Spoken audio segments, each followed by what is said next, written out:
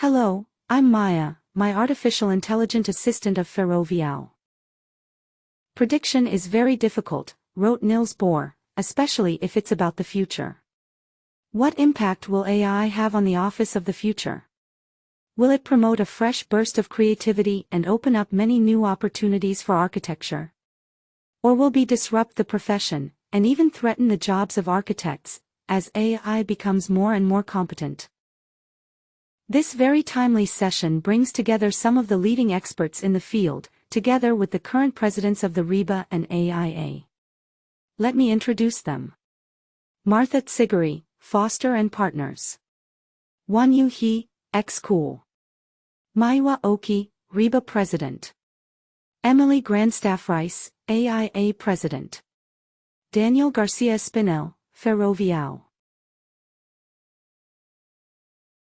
Hello and welcome to what is going to be a very special session of Digital Futures. We're delighted to have really an astonishing lineup of speakers today, some of the leaders in the field in terms of AI, and the presence of the RIBA and the AIA, which is very significant in itself. But let me first say a few words for those of you unfamiliar with Digital Futures and what we're trying to do on the platform. Digital Futures is an online educational platform where we're trying to share educational ideas across the planet. It really came of age with the pandemic, and we discovered that by going online, we could break through not just the physical walls of the classroom, but also the social, economic, and political barriers that have prevented certain individuals from having access to important educational ideas. Education, we believe, should be a basic human right and not a privilege of the wealthy. It shouldn't depend on your ability to pay fees to go to Harvard. Or AIA or wherever else. And within the digital futures, we have an initiative called the Doctoral Consortium, whereby we're trying to rethink the logic of doctoral research. Typically in the past, it's been individual professors with a small group of students, all studying in various parts of the world. Why not have a global platform where we can come together and share resources? And become like some form of global brain where we're all kind of thinking together. And let's not forget that computation, or computare in Latin, means to think together. So this is really an important gesture, I would say, in terms of especially the world of AI, where things are changing so rapidly and where there are relatively few experts in the field. I should mention also that alongside this series that's going on Sunday, we also have a series in Digital Futures on a Saturday where we're holding tutorials. And we had, in the past few weeks, we've been holding a series of tutorials. Yesterday was a session on 2D to 3D and AI. And next week, we have a roundtable discussion with some of on AI and creativity with Patrick Schumacher and Daniel Bolojan and a few others, which should be remarkable, Refik Anadol and so on.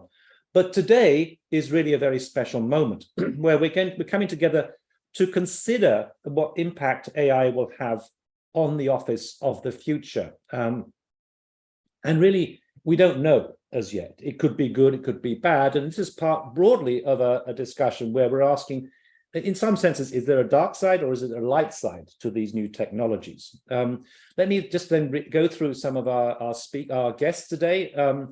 First of all, Martha Tsigari, who I meet, I would say, all over the world, most recent conferences, most recently in Ahmedabad in India. And Martha is the head of computation at Foster and Partners. Wanyu He is the CEO of XKool, the leading AI software developer in the world, I would say, right now.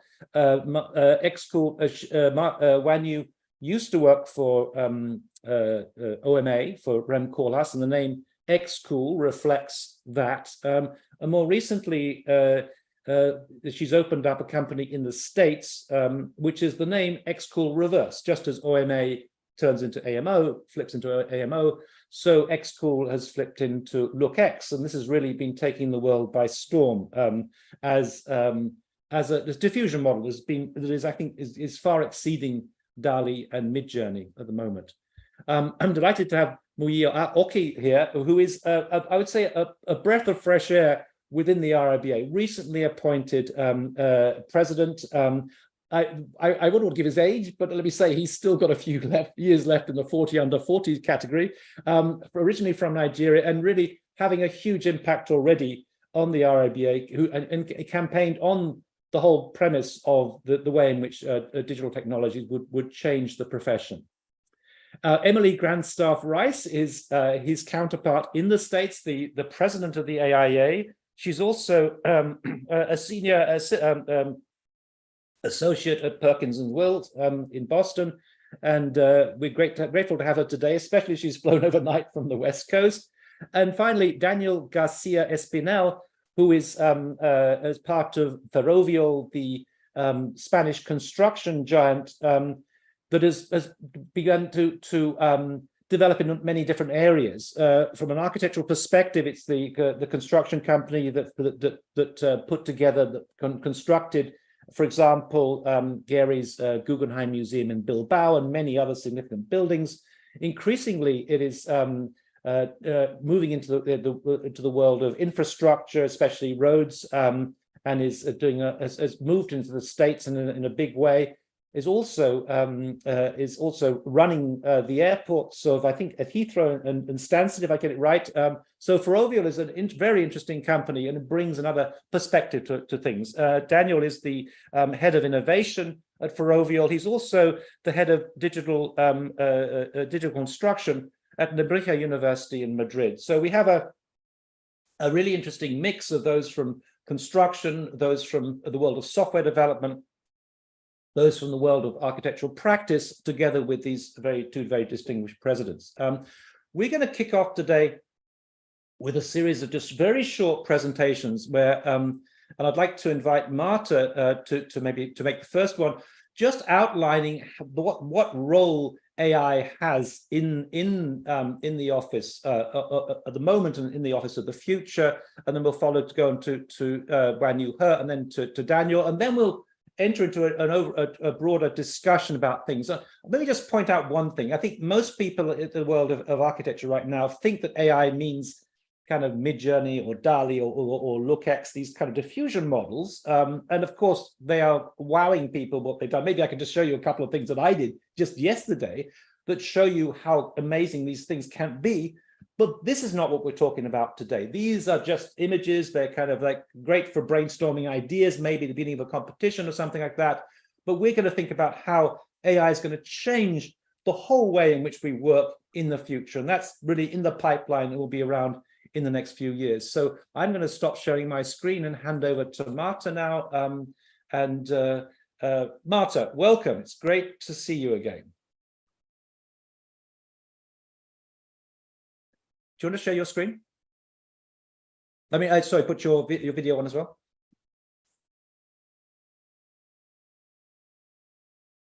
Can you hear me and see me now? Yes, fantastic. Fantastic, great. Well, so thank you very much, Neil, for inviting me to speak here. Everybody speaks me to talk about the future as an expert. I know enough to know I'm not an expert at anything, but I do love talking about the future. I am the head of the Applied Research and Development Group at Foster & Partners, which is a close-knit group dedicated at cutting-edge research, and our backgrounds span from art, architecture, engineering to software development. But our common denominator is that we're all programmers, and we are interested in an array of different things, including machine learning and artificial intelligence that we have been looking for the past 5 years almost. And the questions that we ask ourselves every day is, how can we bring these innovations that are from the future, theoretically, in the hands of our designers today? There is a little bit of irony in that, because as a young architect, as a student, I was asked to deliver all of my academic work with a rapidograph. So when it comes to technology, I can say that in the past 25 years, a lot of things have changed, but also a lot of things have have remained the same. And it's true that change can always be challenging, particularly when we're talking about technologies like artificial intelligence and machine learning in what we do. But AI, like all disruptive technologies, is really just a charming underminer of our own certainty. It's pushing us outside our comfort zone and forcing us to rethink everything that we have been taking for granted. In many ways, they are the white rabbit of our industry. And like Alice in Wonderland, we can either choose to ignore them or go down the rabbit hole. And down there exists a lot of uncertainty and unknowns and failure, but there also exists a lot of possibilities. And because, like with João Shiborska, I prefer the hell of chaos to the hell of order.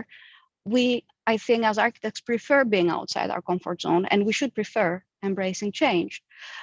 But change can have unpredictable consequences, as you all know. Think of the iPhone, a technology nobody knew needed, and not only everyone is using now, but it has also reshaped the way that we interact with each other by establishing the rise of social media. So the question always arises, what will the consequences of technologies like AI be?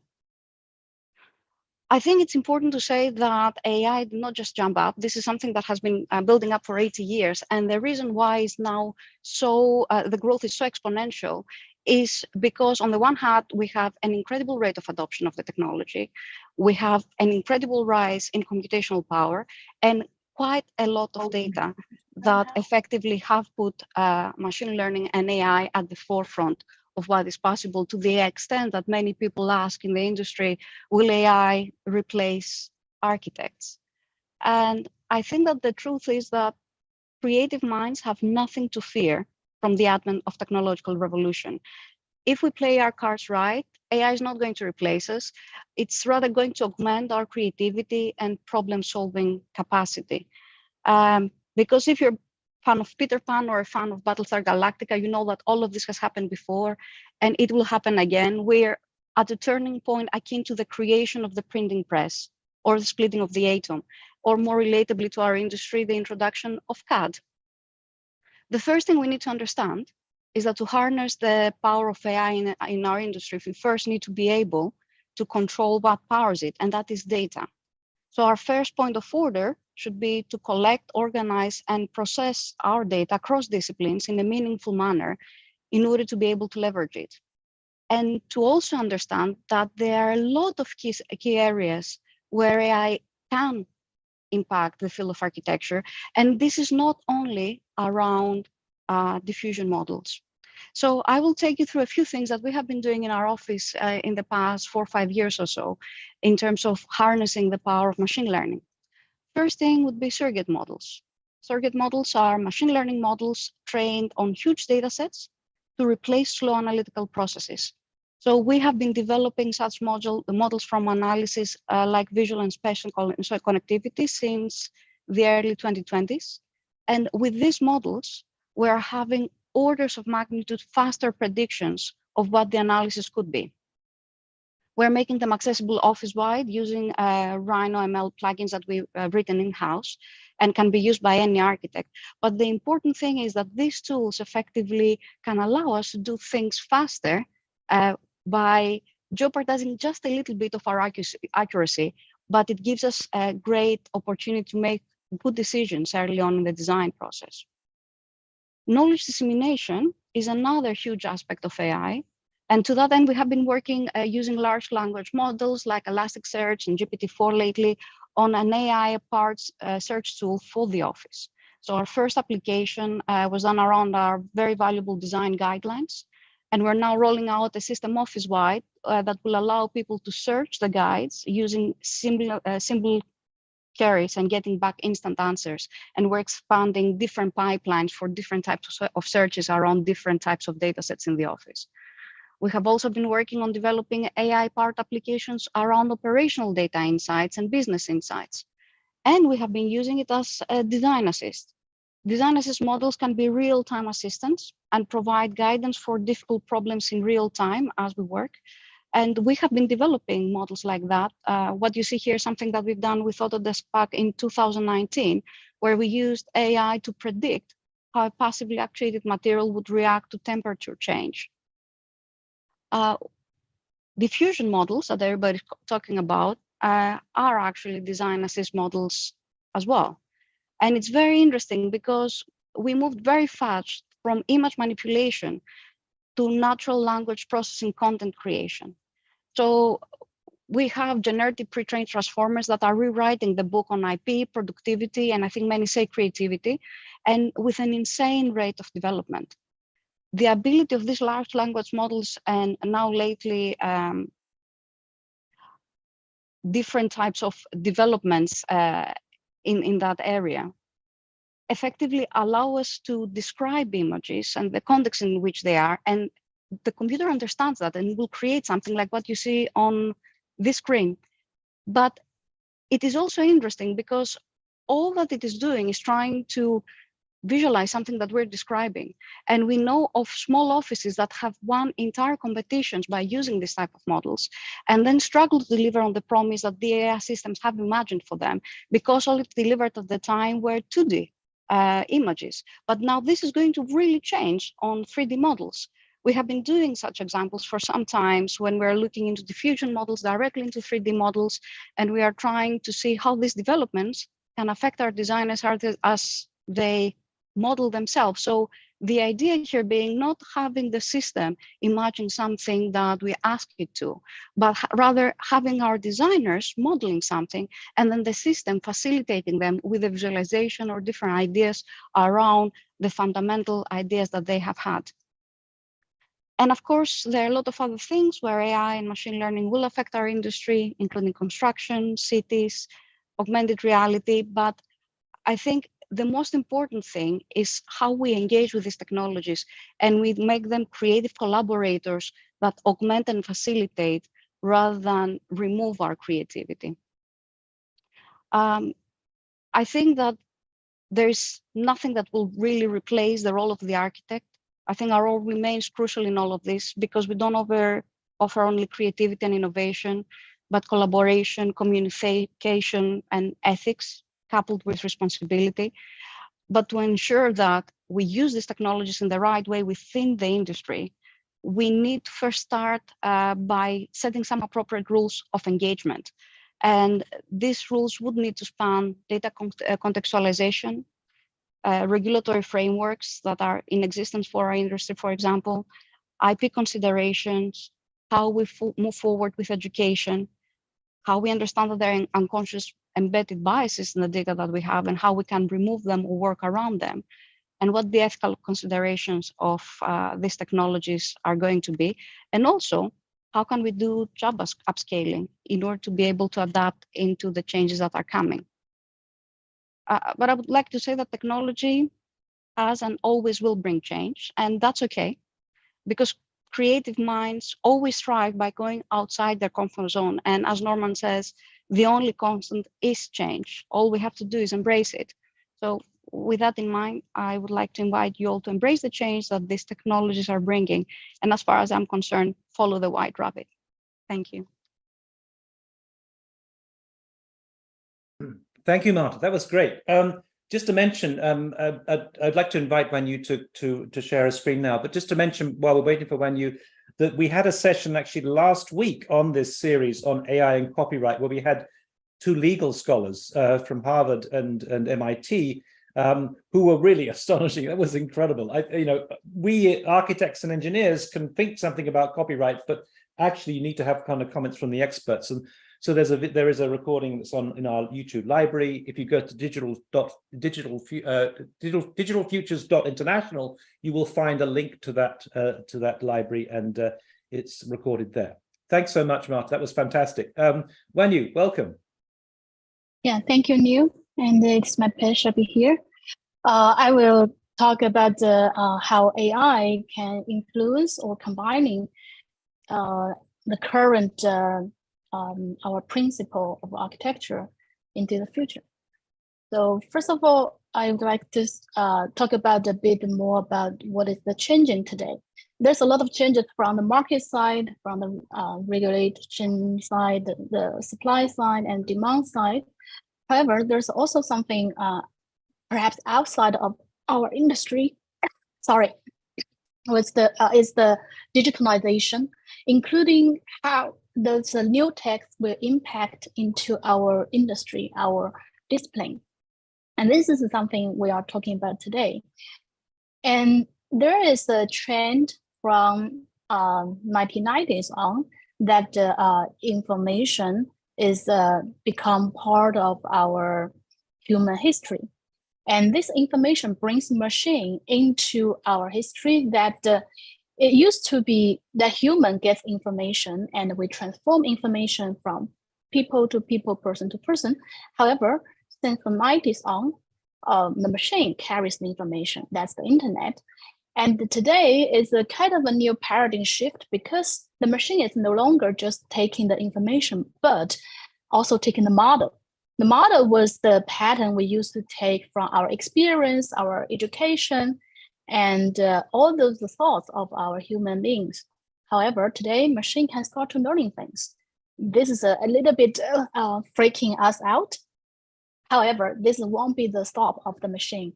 Of course, in the future, we can also see the trends that the machine will also take the action that people used to do. But this trend is this trend is happening. But what should we do as professionals, experts in each of those vertical fields? Actually, today, those AI models is really like going crazy. You can see after maybe like 2012 on, there's a lot of big models that's going on, and especially last year, ChatGPT came out, and everybody say, "Oh, wow, this is maybe the timing. This is a third wave for the AI." However, we also see there's a industry change from each of the aspects that AI, that AI starts to combining with different vertical industry. For instance, for the sales part, or for the coding, or for the images. So as architects, we will think, will this really affect what we are doing as architects? There are some like a prediction from investors from last year. They were thinking the text and the code is something already mature from like this year on. However, they kind of revised their prediction that they think for the images, 3D videos, we're coming faster than they expected from last year on. So if the 3D generation of the AI will be realized in 1 or 2 years, will this really affect what we do as architects? Actually, I don't really think so. The reason is when we're talking about architecture, we're not just talking about 3D models.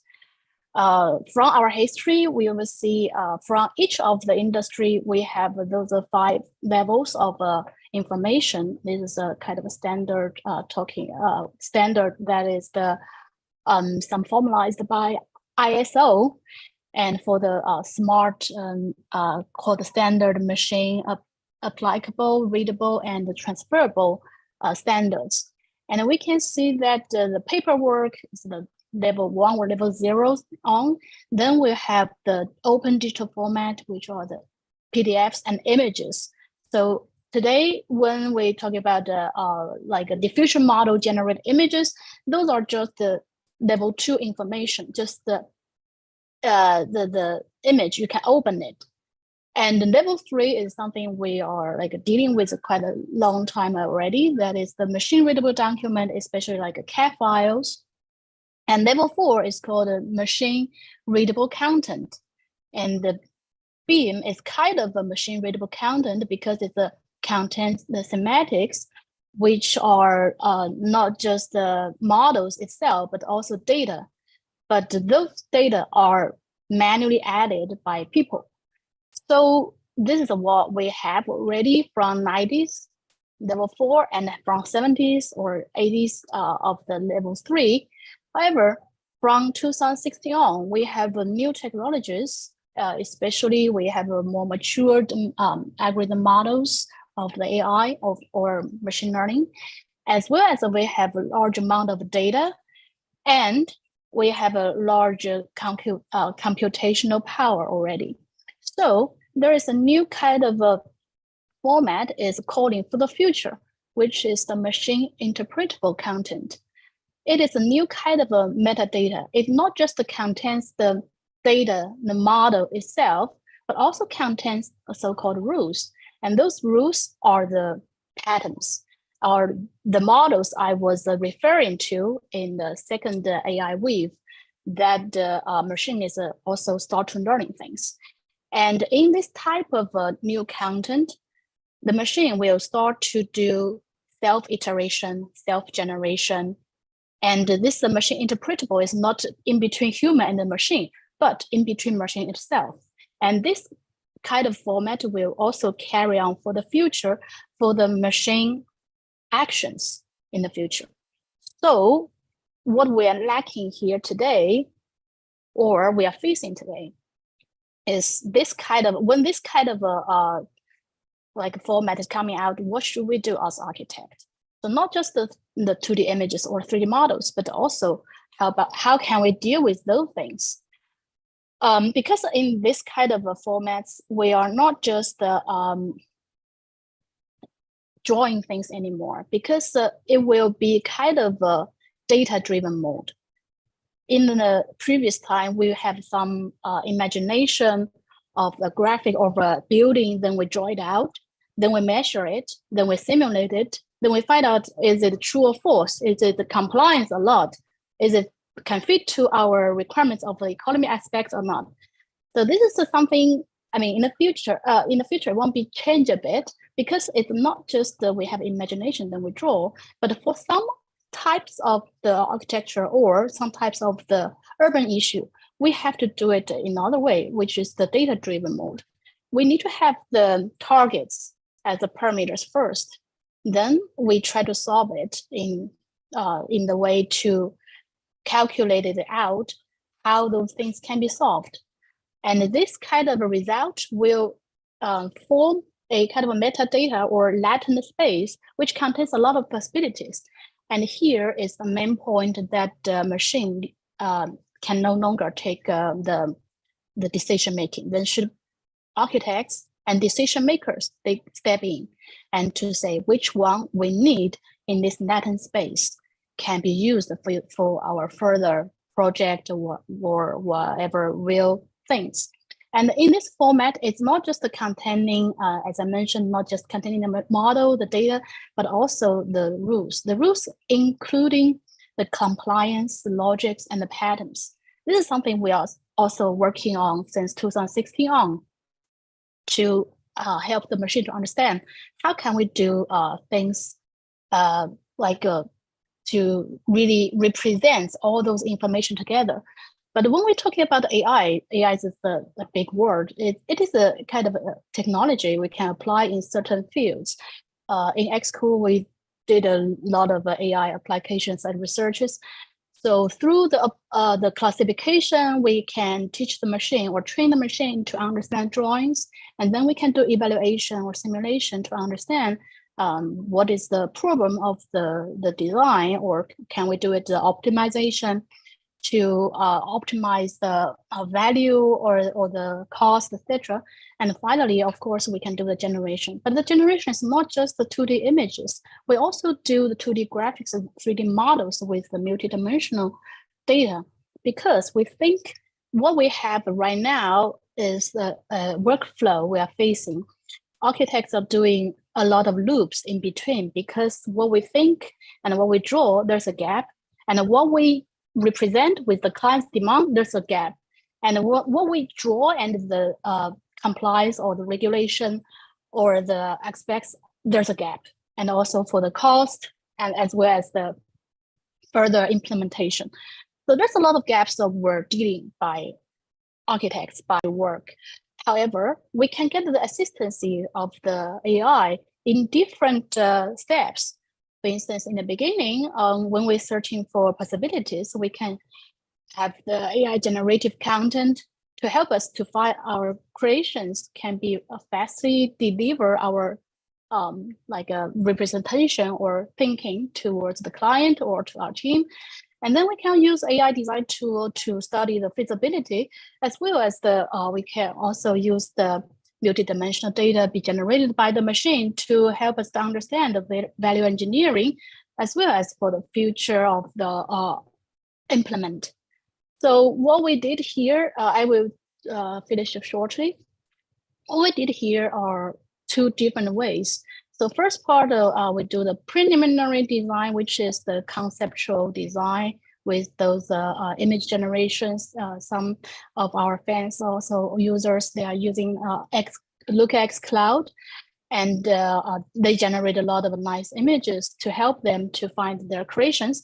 But we also work with our collaborators for those digital solutions, and also do the design cloud and the prefab cloud.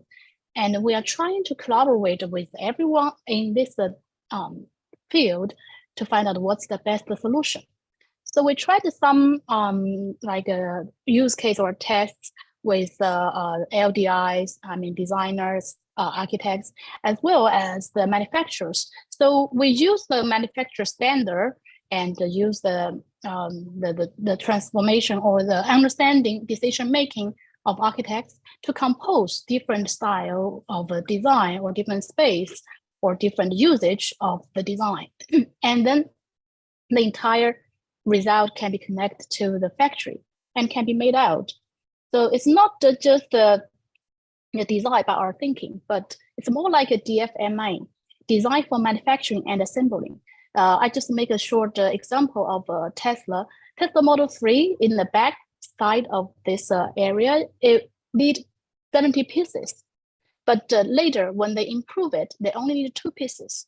This is something that the DFMA works. So we design for the manufacturing and assembling in certain types. Again, it's not for every type. For instance, museum or some art gallery has a lot of culture meaning. Maybe we don't really need it. However, for most of the demands of the cities, the demanding of the massive residential or factories or offices, this kind of a way will help to establish a new way. This new way will not just we're doing projects by projects parallelly with different sectors of the professionals, but there may be a kind of AI platform. This is something we are starting to build with our collaborators, that all the projects coming in, we can have the AI to help us to design together with the architects as well as the manufacturers. We can do it internally in the house. This is house, virtually it's a kind of a platform. Then we can also do those manufacturers with, especially, for instance, modular integrated construction or prefabs or 3D printing whatsoever. Those things can be iterate or generate time by time to get a better result for DFMA. And those results as the product be pre-made or pre-cast towards the site. So it will no longer, like before, we cost a lot of efforts in different projects, and those experience or knowledges cannot be accumulated from one to another. So this is a future we are thinking, not just for architects, but for the entire industry chain. It will enhance the overall efficiency and value through the AI-enabled platform. However, people are starting to ask what we're gonna do. What's the relationship of man and AI? Actually, I think it's something like today we did less. AI did less, but in the future, AI will do more and more. People will do less. Something like the autopilot thing or the laundry machine, let's say. But in the future, as the human being, we have a lot of things to do. We have our creations be relieved, and we can do a lot of things that we cannot imagine back to 100 years ago if the motorcycle not be introduced or invented. So this is something I think how the history involving in and how the mankind is improving ourselves. Yeah, I think that's it. Thank you. Thanks, Wanyu. That's a perfect segue for the world of construction with Daniel. I mean, I think that now, I'm only too aware of what XKool's been doing over the years. And I think that in China, in some senses, you had a huge advantage, first of all, because of the wake-up call of AlphaGo back in 2016 that launched this interest in AI in China.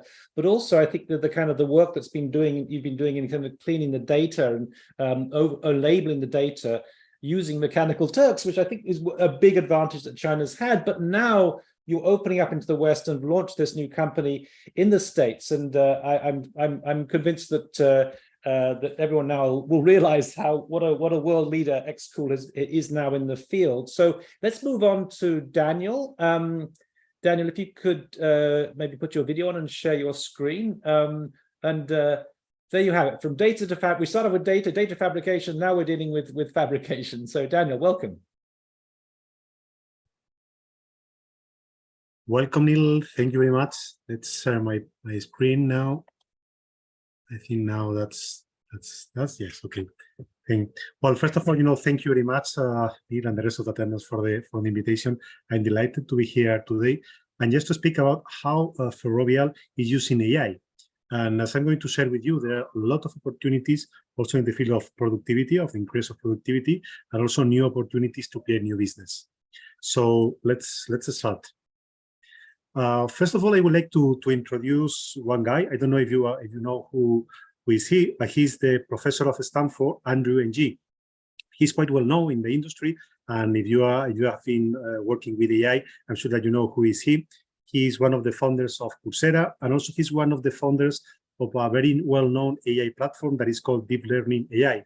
Well, in fact, also the professor also worked in the creation of Baidu. Like it's like the Google search engine in this case for China. So he's quite well known, and one of the things that he used to say is that AI is a collection of tools that could be used to increase your productivity. In fact, for example, generative AI. Generative AI is quite well known. We have seen some examples, from Marta, from Foster & Partners, and also from Wanyu. But also there is a lot of opportunities using the traditional AI. For example, like supervised learning, or other fields that are appearing right now into the market, like unsupervised learning or reinforced learning. All of them are a collection of tools that could increase the opportunity. But I would like to add something to what the Professor Andrew Ng is saying.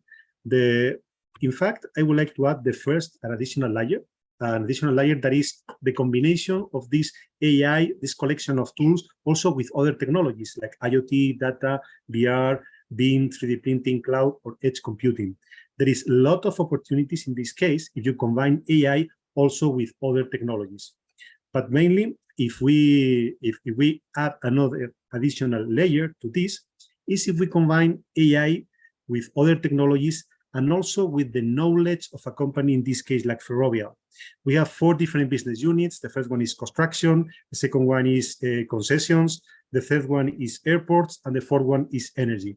So if you use AI combined with other technologies and develop vertical solutions, in this case for each of the business units, you generate a lot of new opportunities, not only productivity, but also new opportunities that could leverage other businesses based on technology. Now, to show you some examples in this case about, for example, how we use at Ferrovial artificial intelligence for productivity.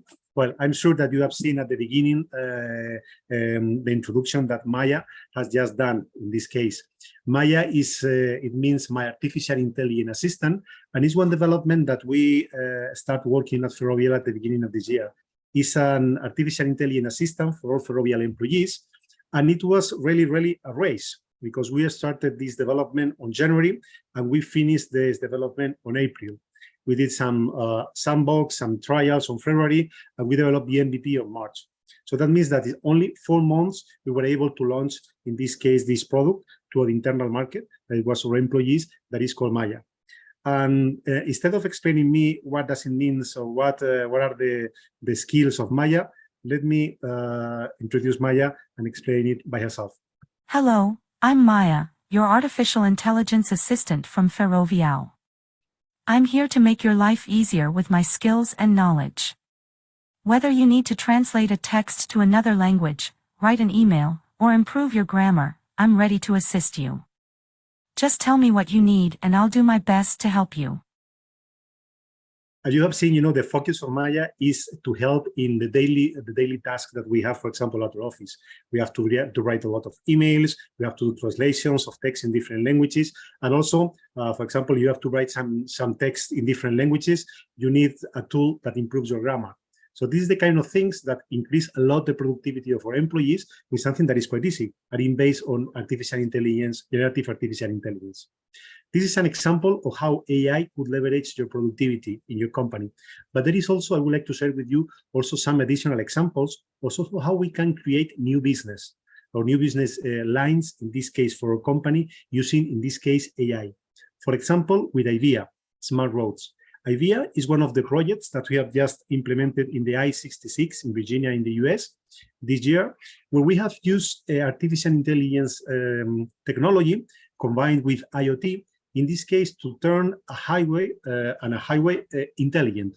What I mean for that is, imagine, for example, I'm sure that you have driven in a lot of roads, and in this case, what happens in a road is something that only you realize what is happening between several segments, where you have, for example, gantries with cameras and with IoT sensors. That's something that is not very common along all the highway. So that's why in this case, with the AIA Smart Roads project, we have used different kind of combination of IoT sensors, LiDARs, cameras, artificial intelligence, in order to know in each meter of the highway or the road what is happening. For example, if there is a driver that is coming in the opposite direction, or for example, if an animal crossed from one side to the other one, to the other side of the highway, these kind of things are very important to be known in real time in the control center. And in this case, artificial intelligence is very helpful for that. Let me share with you a brief video about AIA. The future of the open road has always been exciting, full of freedom and opportunity. With nearly half of all vehicles expected to have some form of automation by 2030, the integration of smart technology on our roadways will be the key to ensuring traffic safety for all vehicles and increased efficiency on our roads. Some connected solutions focus on dedicated autonomous lanes that could lead to more traffic and less choices for conventional drivers, allowing only connected autonomous vehicles to benefit in the short to mid-term. Ferrovial's vision for the future is broader and more inclusive. The goal is simple. By accelerating the adoption of technology on our roads, our cities will become smarter, safer, and more efficient for everyone. Ferrovial is working to improve traffic conditions for all types of vehicles, because we know each vehicle will interact with the infrastructure in different ways. This mixed traffic approach aims to provide all drivers with real-time information and options to help ease congestion and reduce traffic accidents. Ferrovial is at the forefront of developing the smart roads of the future, with a roadmap that will evolve as technologies and automated adoption grows. But how will this happen? By incorporating 3 key elements into our infrastructure.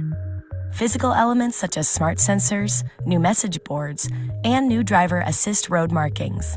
This also includes digital connectivity and faster computing with a proprietary orchestration platform that takes all the data, analyzes it, and provides information and instructions to all users in a safe and secure manner. Today, Ferrovial is leading an ecosystem of partners working together to create scalable, adaptable, and future-proof solutions that will enable a new era of safety and connectivity for all. Join us now to experience the first deployments and full potential of the transportation technology of the future. Ferrovial, building the world's most advanced roads today. As you have seen, we are using these kind of technologies to create the infrastructures of the future. And just to finish, I would like to share with you also another example, in this case, of how we use these kind of technologies, for example, to create a new business unit. In this case is Ferrovial Vertiports. I'm sure that you are aware that the future of mobility in the cities also includes something that a few years ago, it was science fiction, that is flying cars. In this case, if we are thinking that flying cars are going part of the mobility infrastructure of the future, we need to create our own vertiports, our own specific airports that enables this kind of mobility. Well, this is an example that I would like to share with you because there are some important architectural offices that have participated in the challenge, because we raised a challenge a few months ago to design the vertiports for the future. This is something that right now is a new business unit at Ferrovial Airports, and it's something that is going to happen in the following years. Let me share with you a brief video.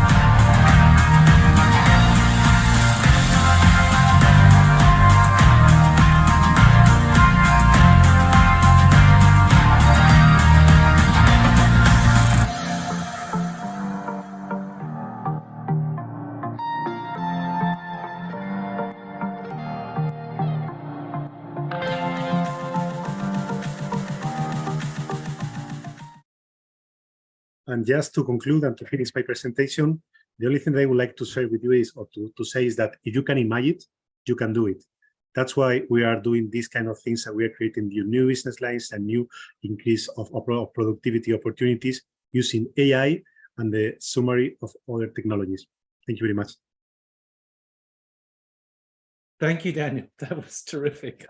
We've had three different perspectives from leaders in the field. I think Foster and Partners for some time now have been, in terms of computation, through the Specialist Modeling Group and beyond that, have been leaders in terms of computation. XKool, clearly in terms of AI software development for architects, are leaders. And this, I think, Ferrovial actually opens up an interesting new way of how construction could be expanded into the infrastructure and beyond.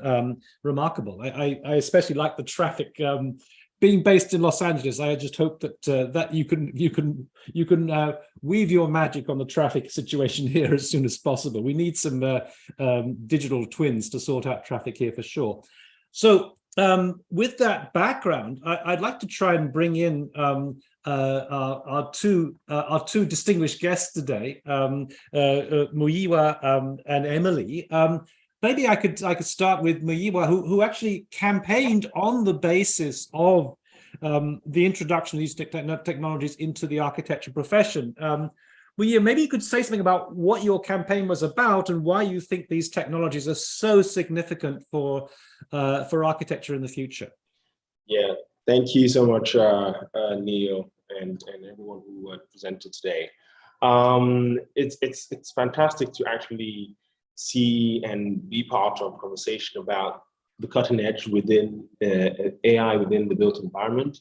My campaign looked at three items. One of it was harnessing and embracing the digital tools for the future of the profession. And what I wanted to understand was, given that we have this new updated technology, how can AI professionals and architects collaborate effectively to create some sort of working relationship synergies that makes the design and delivering of buildings more practical, pragmatic, and efficient in a way that alleviates some of the overburdensome work that next generation and emerging architects feel and experience as they go through their working lives, so that I hopefully so that these technologies sort of liberates us from the sort of mundane aspects of the work of an architect. And that's what I've been seeing today.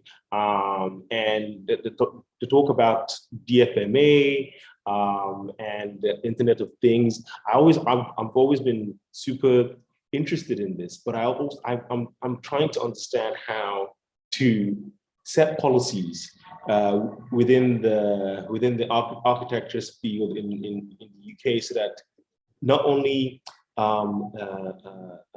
forward-thinking architecture practice can embrace this, but the smaller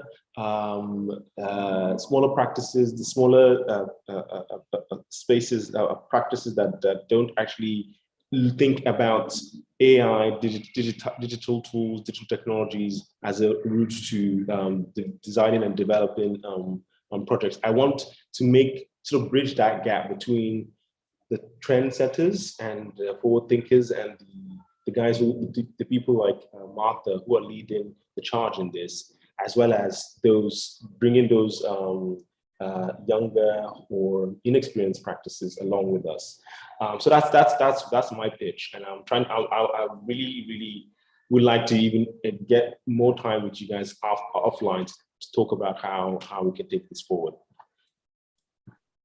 Terrific. No, that's great to hear, and I think it's very timely, your intervention in the RIBA, and we look forward to various collaborations. I should say I'm a licensed architect in the UK, so I have a particular interest in the RIBA. I used to be part of the Building Futures group, which was so instrumental in developing these things. Back in 2002, I curated an exhibition at the RIBA, a conference called eFutures. Yeah. Maybe I could bring in Emily. Emily, you weren't necessarily campaigning on the basis of this, but you've been thrust into a world in which this is rapidly changing everything. And I think one thing that is very clear is the principle of Moore's law, the idea that the pace of change is accelerating exponentially, and we discover on an almost daily basis how AI is changing and advancing, and it's kind of the future has caught up with us in many ways. And in the past few months, we've discovered that what we thought was going to be 20 or 30 years ahead is actually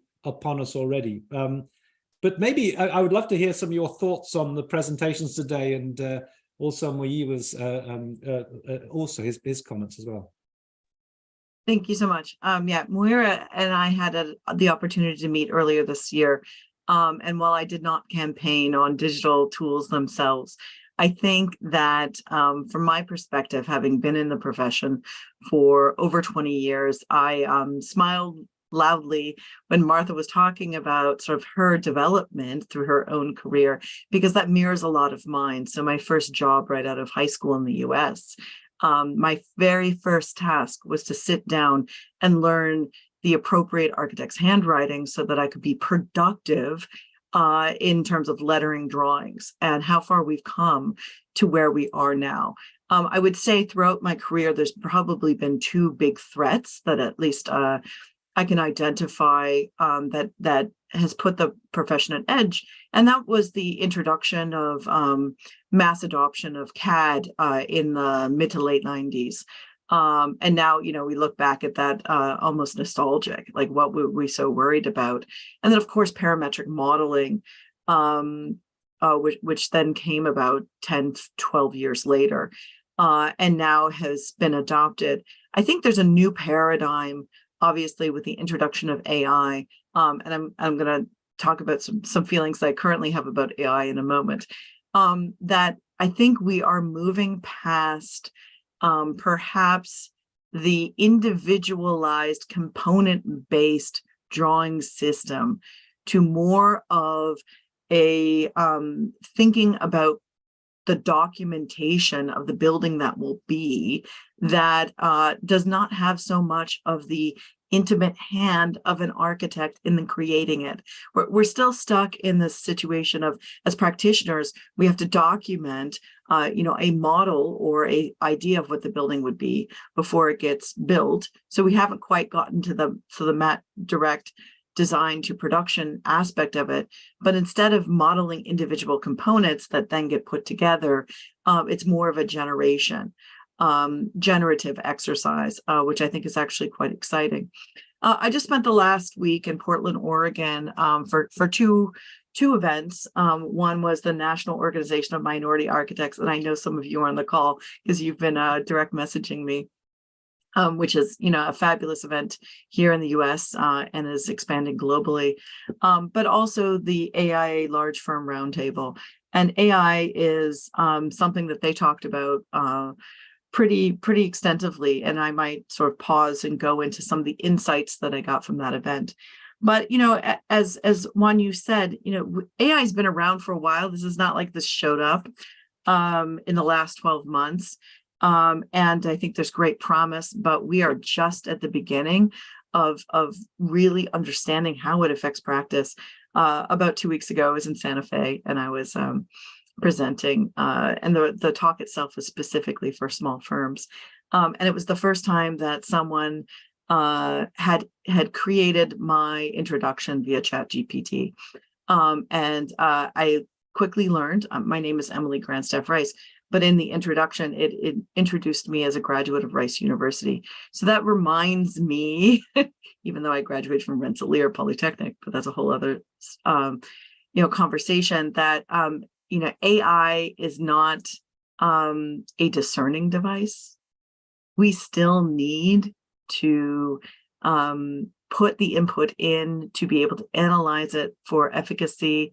And I think the thing that I really like to get into in this conversation is the human aspect of it, and how us trained as architects can really have an impact on the ability to use AI effectively. and not get too bedazzled by its ability to generate quickly. Thanks, Emily. Can I just pick up on one or two things actually? First of all, I to say we're just at the beginning. I think the expression I like is Ben Bratton's comment. We are just in the silent movies period of this. I mean, it's really very, very early on.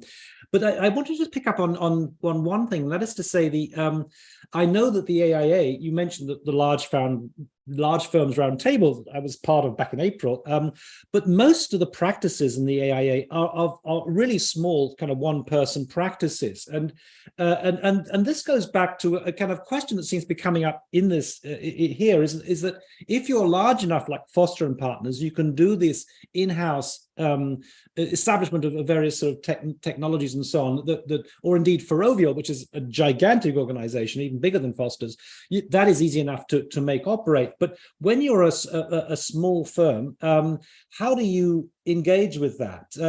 We get firms in between. For example, I think Co-op Himmelblau is interesting practice, which is developing its own in-house model, but that's incredibly labor intensive. So the challenge is, how do we find a way of negotiating the range of practices from the Foster and Partners Ferrovials right the way down to the one-person practices? I don't know whether Muyiwa or Emily would like to comment on that. Yeah, I think it comes in the development of actual tools that will be accessible for small practices, and many of those are on the market right now, and we know that they're not perfect.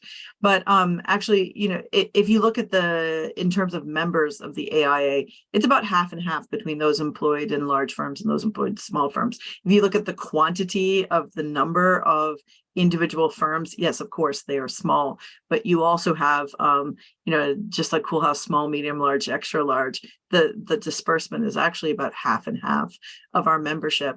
I think the way in which architects can be entrepreneurial to create tools for small practitioners to use, so that a small practitioner is not necessarily doing the development themselves, but can benefit from the research of others.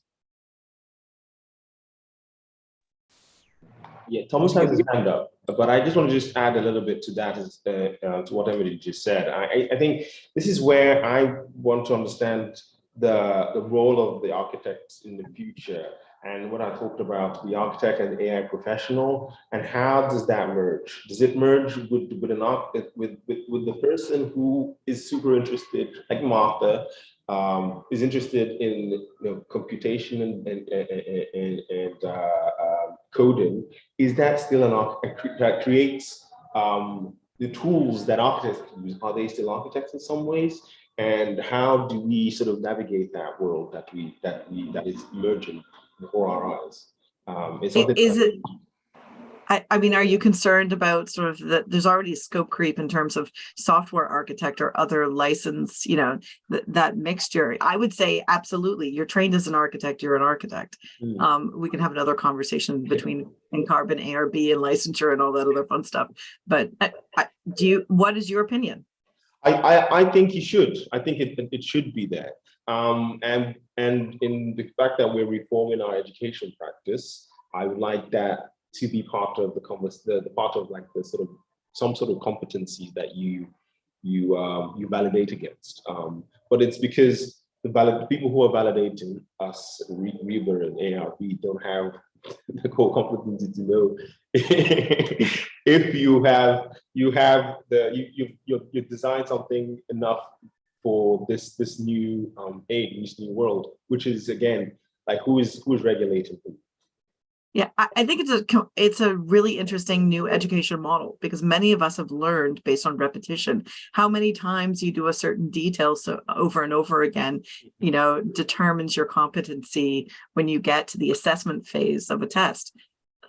This blows that out of the water. How are we assessing that title? I think the educational one is absolutely something we're planning actually on Digital Futures to do a special session on AI education, because if anything, education is actually more at the forefront because we are preparing the students to be architects of tomorrow. I just want to bring in, before I bring in Thomas, can I just bring in Marta quickly? I think the one comment you made to say the only constant is change, and I think the notion of how we understand the architect, how we define the architect, is changing the whole time, just as I think the way in which you're practicing at Foster and Partners, and indeed Ferrovial's practicing, it's completely changing as we go on. But Marta. Yeah, I'm just I'm shocked. I'm sorry, I'm very shocked when people say that if somebody has interest in computation, somehow less of an architect. It reminds me a little bit like Do Androids Dream of Electric Sheep by Philip Dick, where, you know, the Tears of Rain monologue, where, you know, I feel like a human being. Am I not a human being because you think I'm a kind of a cyborg? And I feel the same. Because I did very classical architecture. I've been in one of the most traditional architectural schools in Europe. And the fact that I have this interest doesn't make me less of an architect.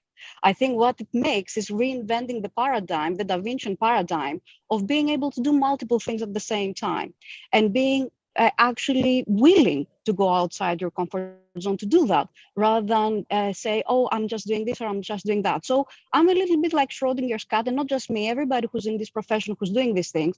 And there are actually quite a lot of people out there who do that, where inside the box, we can be anything we want. And I feel that it's the wrong argument to be having at this time, particularly when we're discussing about small firms. When I was a student, I was required to do everything with Arpidograph at my university. My dad and I had a 2-people office in which I used an old Macintosh 512 to do all the drawings for him. And 2 years later, I was using Architectural Desktop, which was the early version of BIM, that's circa 2000, 2001, to deliver all the planning applications for him through that software when everybody else was using Arpidograph at the university. It means nothing. All it means is that we need to be able to evolve and adapt, and smaller companies have much bigger possibilities of doing that because they have much better control of their data. I was looking Wanyu's presentation with great interest because a lot of what she says relies on the fact that we have some sort of structured data to do the things that she's suggesting. Nobody has that data. And bigger firms have less structured data than smaller firms. Smaller firms have the advantage in this case, particularly based on the new AI frameworks that are specified by the EU when they're doing data pooling, where you can put your data, small as it might be, you can retain the IP, but then all the models trained, you can use in order to develop what you want to develop. So all these things we need to demystify somehow, right? In the same way that somebody who used the pencil can now use a BIM software and beyond, these things that we now develop at Applied R&D at Foster and Partners, we do it because we're looking in the future and we're saying, okay, we want to bring this in the office earlier. That doesn't mean that we're going to be the only people who are having it. These sort of systems will exist for everybody in the same way that AutoCAD existed for everybody. So it's not going to be a fact of like whether people are going to have it or not. It's going to be what are the best uses for it? How do not we write ourselves outside the equation? How do we use it in creative ways? And that's why Daniel's presentation for me was outstanding, because it shows exactly all the great things that these technologies can do. When we say that these systems are going to design for us, why are we looking for a hammer for this particular nail? As very well put it my colleague, Sharif Tarabisi here at the office. Can we do it? Yes, we can. Should we do it? That's a different question. Right. I mean, I just say, Marta, I share with you, I was brought up in the Rapidograph in a school, Cambridge, where they banned computers from the studio, and which had the effect of basically making a generation of graduates unemployable if they followed those rules. Thomas has had his hand up for a while, so Thomas, can I ask him to? Thank you. Yeah. Thank you, Neil. You hear my voice? Yes. Yes. Yes. I like very much Emily's comments about trustworthiness and accuracy. I'm coming back to that later. Now, Emily, you have 25, I have 34 years of experience being a living and working witness, starting with analog tools, making sculptures, portraits, all these things, and then going through the University of the Arts in Berlin at the time when Artcom invented the geocodes, which is today Google Earth. And everyone has seen the Netflix movie, the $2 billion quote, right? So that was the time where we were not allowed at the University of the Arts to use digital tools. So we had to do those things at night in those techno clubs in Berlin, for example. But that's not the story what I'm going to ask here. I want to come back to Wanyu, because we are using actually in our office and in our studios LookX, the software that you developed with your company, along with other startup software algorithms like EvalveLab, Vera, Hyper, etc. So we do these fitness tests, and it all comes down then to a set of questions, because these are algorithms. What you said that Autodesk and Bentley and Dassault are not using data-driven models. I would like to correct that. Data-driven models are used by Autodesk and by Dassault or by Siemens and other big companies, because they are part of the industrial military complex and funded by those. So that means these generative, for example, generative data workflows are indeed fed by data. So if we talk, for example, about structural design analysis, the generative AI workflow in Autodesk uses load profiles and data sets, but all of those are always linked to accuracy standard verification, like NAFEM or COMSOL. So these are verification systems. So my question is to you, what kind of verification systems are you using to back up your language models and also your generative data workflows? I have seen you mentioned ISO standards. Do you understand the question? Yeah, Yeah. partially, if I try to answer it, if I understand it correctly. Yeah, ISO standard is a part of it. And when I mentioned about that level 3 and level 4 is not really like a data driven, it's not meaning they are not doing it. But when people using it, how people using it is not data driven mostly. Like today, most of people draw it out or modeling it out. So it's not meaning they don't have this kind of a program or data structure, but how people using it is different. Yeah, this is the first thing. And second is we need to adopt to different regions compliance, which are the code, the regulations. Those things are the standards we are trying to fit with. So not only because of what we're doing now is not only in China, but also some other countries. So we're adopting our system to their local standards as well. Yeah. So in the future, you will have data set plugins that matches the European Code 8 or Code 9, whatever. And then for the US, there are different packages. Is that the goal? Yeah. Mm-hmm. I would like to have another question. Now, for example, the generative AI design workflow in Autodesk as the plugins like Vera from EvalveLab or yours, LookX, it gives us today the opportunity to design within a native geometry with native components, and then we can run these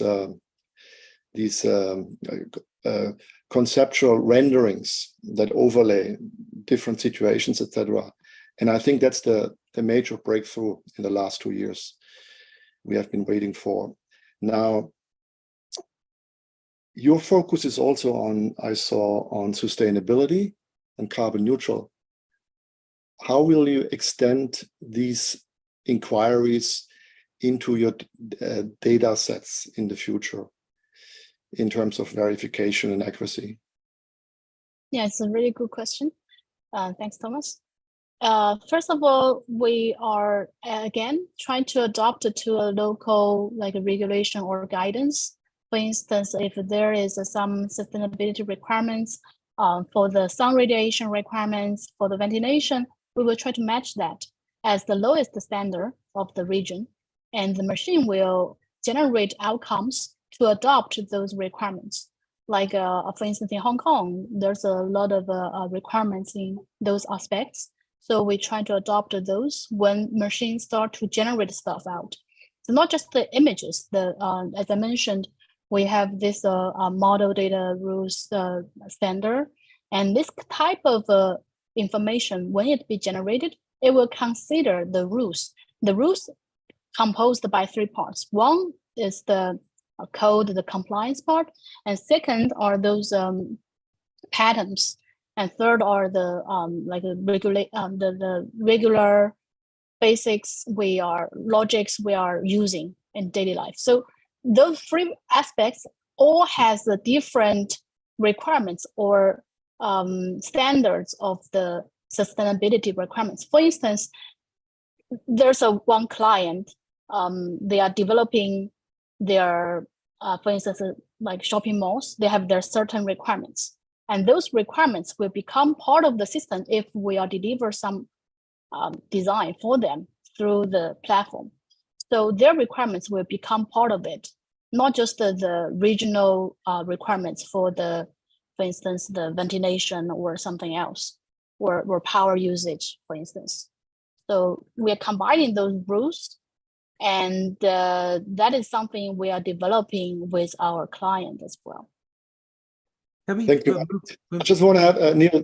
I want to just give a last. Can we move on to Daniel first, Thomas, because we've got a lot of people queuing up. I just want to close it. In the 34 years, if we would have had these tools 34 years ago, I would have saved 20 years of hard working work, so to speak, and had done something else. So that's my part in the depression right now. Yeah. I certainly would have liked to have come out of Cambridge and not had to do details of toilets and door schedules, which was the first job I ever had. Maybe you can move to Daniel. It's yes. Thanks so much. Yes, thank you very much, Neil, and also Thomas, for all the questions and the comment that have been great. But I have just taken some notes, of different comments, and just to answer Thomas about how we can check, the designs that are used with generative AI. For example, one of the things that we used to say always is, always you have to maintain a human in the loop. What I mean with this is that you cannot connect automatically, for example, something that is a result from artificial intelligence or generative artificial intelligence, I directly use it. So always has to be a human that must to review that. Just to tell you a story, perhaps a little bit funny, but it's something that happens to us. You remember, for example, Maya, the first the assistant that we developed at Ferrovial. I remember, when we launched Maya the first months, that one of my colleagues, a very important colleague, at Ferrovial, suddenly take the phone and say, Daniel, come here. There is something that is happening, very, very, very important with Maya. Come and see. And I ran a lot, to see what was happening with Maya. And at the end, it was one question that they have asked. They have asked about some specific financial info about a project that they were studying. And in that case, Maya started explaining that the IRR of the project was da. So they were, very, very worried or concerned in this case because Maya was saying confidential info of Ferrovial. At the end, Maya is not at all connected to any info at Ferrovial. So the only thing that we are using is large language models. So that means that all the info is previous, to September of 2021. So what does it mean? What's a hallucination in this case of a large language model? So that's why it's so important that always a human must be in the loop to check all the answer and to see if that's right or it's not right. That is one thing that I would like to comment because I think that that's quite relevant. Another thing is that talking about regulation, I don't know, it was Emily, Muyiwa that was asking about regulation, in this case. Regulation is very important, but I must say that always innovators has been, in the cutting edge of the technology. So, for example, I remember in 2016, we're talking about nearly 7 years ago, I was involved in the first 3D printed bridge that was built in the world. That is, I was discussing this with Neil. It's already been built in Madrid, in Spain. That's something that is not very, very well known by the people, because there is a lot of people that said that the first one is in Amsterdam, that it was like 3 years after and so, but the first one is really in Madrid. And at that time, my background, I'm a PhD civil engineer, and I was involved in that project, and I have to fight a lot to convince my colleagues, in this case from the company, that a bridge could be 3D printed. that means that it was just the first one, you know, in the world. And after that, I think that right now there are like 20 or 25 different bridges all around the world that enable, you know, that part. Right now, you know, there are a lot of people that work in regulation, and that's something that always happened after the first trials and the first test that we used to do. And just to finish, and this is a comment just for Marta, that I really loved, you know, her presentation and the comments about how everything was started. And just to tell you also a story, you know, I was at the university a few weeks ago, and there was one teacher of architecture that told me that now we were discussing, you know, about the kind of things that we are teaching, in this case to the students. And he told me, no, but I think that we are wrong. We are not teaching the students what they really need. For example, and he told me, when I get out from the university and I create an office, an architectural office, the first thing I have to do is a payroll. And it's something that has not been taught, you know, at the university. So in this case, this kind of tools of generative AI could help you in that task that are not, for example, you know, taught at the university. For example, there are some generative AI tools that enable you to create, for example, job descriptions, or enable you to review contracts. That kind of things that are not taught at the university could also be quite helpful, you know, tool in this case to use generative AI. So that was just my last comment. Thank you. Well, because that's the case, it shouldn't mean, though, that people should not know things, because then whatever system beats as being the fundamental truth may be any truth. And if you don't have any background to understand whether that's right or wrong, True. then where does the truth lies? And I think there is a basic level of knowledge anybody needs to have in order to be able to use things right. I struggle to think how young people today would be able to do anything if somebody at some point took the internet and the phone away from them. I used to have to go to an encyclopedia to find things out. That's how old I am. And but I think at least you're trying to find different ways of learning things. And if you kind of learn one particular way, you get too comfortable with that. And I think that's something that, should we train students to do these things? I think absolutely we should. Should we also train them to have some critical thinking beyond them? Absolutely we should. Yeah, for sure. Just exactly, you know, this morning, you know, I was discussing with my daughter and with my son, you know, if they could use generative AI to create some specific things that they have been asked for at the school, you know, in this case. And for me, you know, it's something that it shouldn't be forbidden. It's something that should be, you know, I know, encouraging in this case to use this kind of tools, because this is something that at the end, what they're going to go to the market, and there is going to be a lot of people that are going to use this kind of tools. So at the end, if you are not able to use them, you are going to be less than the other ones. So at the end, you have to be worried about it, that AI could make you lose your job. It's another guy using AI who will make you lose your jobs. That's the way I think. There are certainly a lot of pedagogical experiments out there in the past, and in the 60s and the 70s, I will replay them in live YouTube kind of performance, but that show that it's much better to explain to people what's the right way to do things are, rather than basically try to not explain because you think there are their own things. So maybe I could just pick up on that. I mean, I want to mention also that Daniel's, I think, 16-year-old daughter actually uses LookX already, and so she's one of the early adopters, shall we say.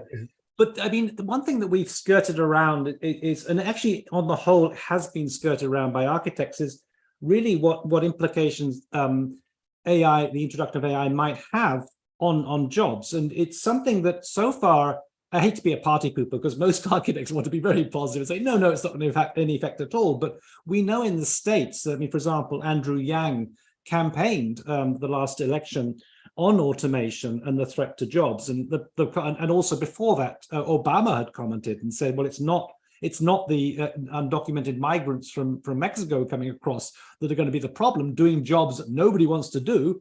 It's automation itself. But I think one of the things we've discovered more recently, especially through ChatGPT, we thought it was maybe the factory workers, the blue collar workers who would be displaced first. But what's happened is actually robotics is actually quite slow to develop the dexterity we expected. Meanwhile, AI has been racing ahead, so that even computer scientists are worried because it's now able to write code. So we're in a situation whereby there is a potential threat. And certainly in LA, we've seen, and I'm based here in LA, the script writers and the actors also campaigning about their futures. And I certainly know of an instance where there was a startup where there was a copywriter who was basically sacked because they discovered that ChatGPT could do the job for them much quicker, much better in some ways, and also much more cheaply. And I think there is, hanging over things, there is a kind of threat in some senses. I mean, if you go back to the solution to the question of one person using AI can achieve much more than 2 or 3 people using, it depends of course on the task, not using AI, that tends to suggest that we're going to have to adopt AI, and if you don't, you're disadvantaged. But also potentially the role of people in not using AI could be at threat. I want to just kind of raise what I think is, to my mind, the rather indirect effect potentially of AI as you become more capable, to my mind, and can do much more using AI than not using AI. So I think that there'll be the temptation as things get tougher for people to undercut each other by reducing fees and say, I can do this for less. Now, that might seem okay, but when you think about it, the lump sum of money coming into the profession is based on the fees largely. And if you reduce the fees, we might end up in a situation like China, where it's, fees have gone down for some buildings down to 1 or 2%. And an architecture as a discipline is struggling. In fact, no one's really doing architecture. It used to be very popular, and now it's become no longer a popular topic at all. So my concern is that there could be a gradual erosion of the status of architecture as the fees go down. And I think we need to address this in some way as a possibility, if not a definite outcome. So I just wanted to throw out there that the rather unpopular topic that maybe AI could take some jobs away. I mean, I think certainly when I look at LookX, I would say that renderers are going to struggle a little bit in the future. Let me throw that out there as a challenge. Yeah, I think there's something? Oh, please go ahead. Yeah. Actually, I just want to reply on what Leo's talking about when the fee is down run. Actually, it's not the fee down run because of the market itself, but it's the work of architects can no longer deliver obvious values to the client. That is why the client think, okay, you did not do really something for me, then you should pay less. You should get less paid. This is how it going on right here. The reason why it's like that, because of most of the architects here today, they are just doing the, let's say, jobs, what's to be required by the client, but not really thinking about the nature of architecture, which is about thinking about the strategy, about the balance of the all aspects, the design itself. So if the design work is just a business job, of course, the client will try to cut down some of the payments. But if we really bring values to each of the design, no matter through the evaluation or simulation, you got a better performance, or you got a better idea to encourage people to work together, work gathering together, those things can be appreciated. Otherwise, if it's just a regular work done by the machine, or it's the design without soul, let's say, then yeah, of course, the payment will go down, like gradually, of course. I think the point that I wanted to make, and Neil, you're proposing 2 things, so let me see if I can separate them. Just like when you said, I think the fee needs to be for the product, not the hours of work or the sweat equity that went into the creation of the product. And I think that is, let's say, an outdated mindset as we are embarking on this transformation. So if we're only setting our fees based on hours worked, we've missed a great opportunity to reinforce the value of what we do, to Wanyu's point. And so I would argue that our fees need to be commensurate of the product that we do. If you look at the percentage fees over the past 30 years, we're charging the same percentage for so much more work now than we were doing before in terms of analysis. And so I have a really difficult time with the argument that fees will go down. That might be the case because of the client perception, which is, oh, things are automated, therefore I should be able to get this less expensive. Cars are not less expensive because of automated manufacturing. So I think there's one thing there. And I think the other point that I just wanted to touch upon is sort of the adoption of technology and where that goes. This is already in play. And I think we're getting smarter at doing it. And you know, I'll pass it off to someone else for their ideas. Who would like to pick up on that? I mean, I think just to comment, I mean, I think it's the point is, you know, it's not AI kicking people out of the job. It's the employer seeing that they can reduce costs by using AI. That's, I think, what the whole Hollywood thing was about. And the example of this scriptwriter, it wasn't AI kicked her out. It was the CEO thinking, I could save some money here. I don't know. Is there any way of guaranteeing fees? As I understand it, there's not really a way to guarantee fees in the construction industry.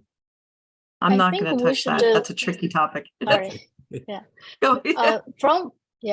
From my point of view, we should really look into the market's demand first, not from our own perspective to understand this question, because the market has two different demands from my understanding.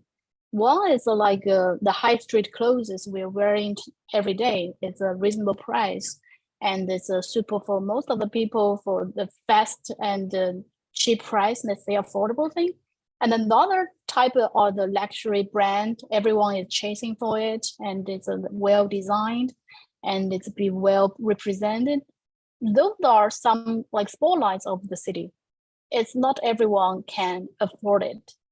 So these two types of space or architecture, I think in the future would be, or maybe it will be, reconsidered differently, like the cars as well.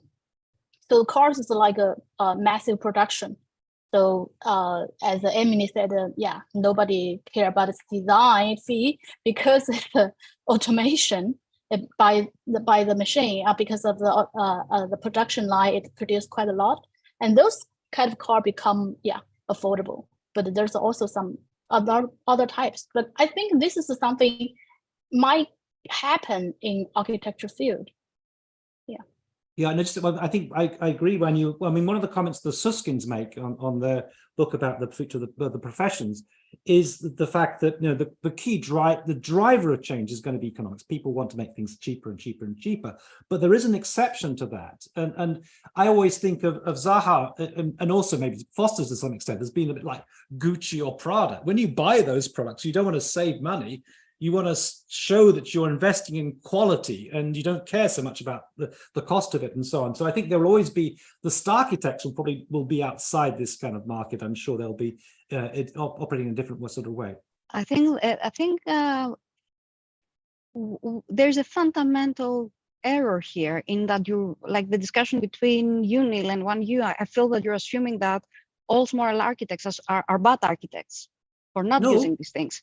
Because that's what I'm hearing. Like they're this, like the star architects, and there's everybody else. No, not at all. You misunderstand me. Not at all. No. Because I know of many small architectural firms who are very much geared into doing performance-driven design with tools that currently exist, which have been quite augmenting the ability of these people to do things that they used to do in like 2 weeks or 2 months in like 2 days or 2 hours.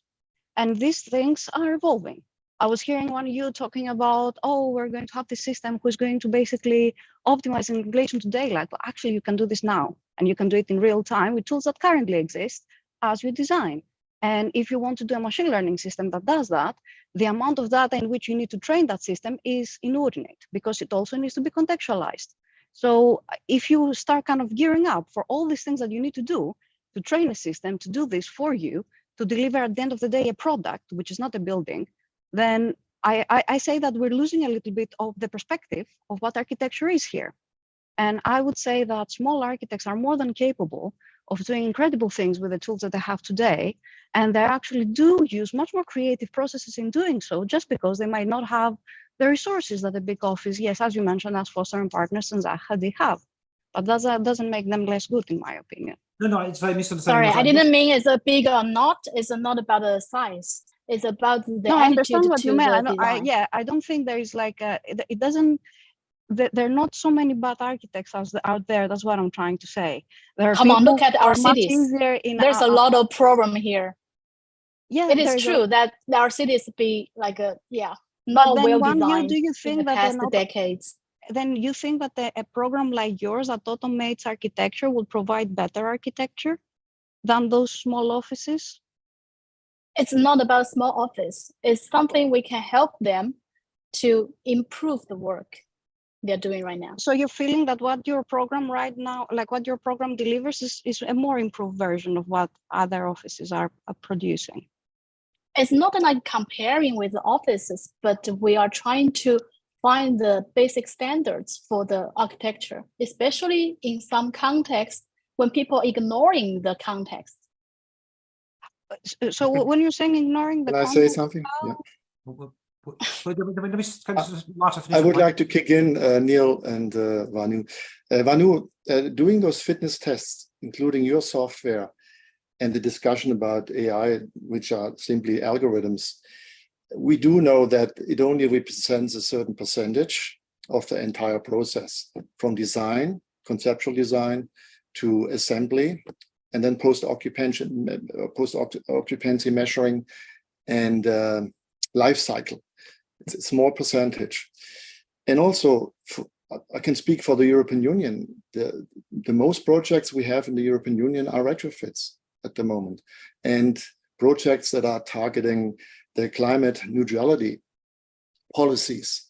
That means there's a lot of retrofits, and it will be up to 80% in 2050. So that means that these algorithms that we are using with the instruments and technologies that are data-driven and interconnected to our software workflows, they need to have also a human touch. That is what Daniel said, for example. And structural design, you can use any kind of generative AI and deep learning models, but you still have to do a finite element analysis, which is based on bias and accuracy standards and done by humans. And the same happens in old buildings, where you have to go in as a person, and even if you build surrogate models and digital twins and etc., you still have to go in and measure if it's correct or not. So I think that will still remain, but of course it will improve. And the question of automation in this case will create a completely new type of profession that we have to face. And I'm not sure if AIA and the European Organization for Professional Organizations will still exist in 2050. Probably not, because architecture and engineering is more and more merging, since the conceptual phase and the design phase is disappearing with tools like what Wanyu and others are developing. Thanks, that Thomas. was my 2 cents. Yeah, actually, yes, we are in China. We understand the rapid development right here was, or in the past was it was too fast, and there's a lot of things be designed like without a really good thinking, and this thing might happen somewhere else in Middle East, in Africa, not in America, somewhere else again. So what we're thinking is how can we take experience from the advanced countries or good experience and transform those experience and wisdom into algorithm to help the region as well? Yeah, of course, we're not competing with the people, because our system need to be controlled and using by people, of course. We just deliver possibilities for them. Like when you need to calculate what is needed for a greenhouse, like what is the power needed, what is structure needed. Yeah, the machine can help you to do it with a better performance. Why not? I think if you maybe have a look at the work that we do, you realize I'm very much aware of that, and I'm very keen on this particular idea. But what I think we're losing is a little bit of perspective in general. And there's always this excitement with new technologies. And when Thomas says, oh, everybody like AI is not going to exist because the profession is dying or going to change, when every single time in the profession, the last 25 years that I've been working, that something happened, everybody says that architecture is going to vanish. CAD came, architecture is going to vanish. BIM came, architecture is going to vanish. Parametric design came, everybody thought, oh, this is going to be so revolutionary. And actually people who used mostly parametric design badly did bad designs. And only people who managed to use it properly in the process of creating an experience of a building managed to use these tools properly. So all I'm saying is that these tools are amazing. I'm a huge proponent, right? I'm a cheerleader in that sense, but I'm also urging for caution in terms of how we approach this in the process and in terms of what we think is important. Because unless we are actually part of that change, we won't see the change that we want to happen. We need to drive it the way we see is best for everybody, not best for the profession in particular, but best for the people who are going to be using these buildings. So the happy middle is somewhere that I want to be, and that's why I'm feeling very uncomfortable with conversations that says technology is going to solve all of our problems, or technology is the worst thing that happens out there and what happens to the human. There is a happy middle somewhere that we somehow need to negotiate. Maybe I could just mention quickly, but I don't want to interrupt the conversation, but anyone on YouTube wants to send a question, please do so. We can read it out. Yeah, I mean, yes, okay. Sorry, I don't want to interrupt that, but please carry on. Yeah, I think this is not the thing that we are aiming for. We are not saying that we just go for all the AIs, but we need to understand it first, and then we decide are we using it or not using it. I mean, today there's still some people don't drive cars. They just don't want to drive the cars.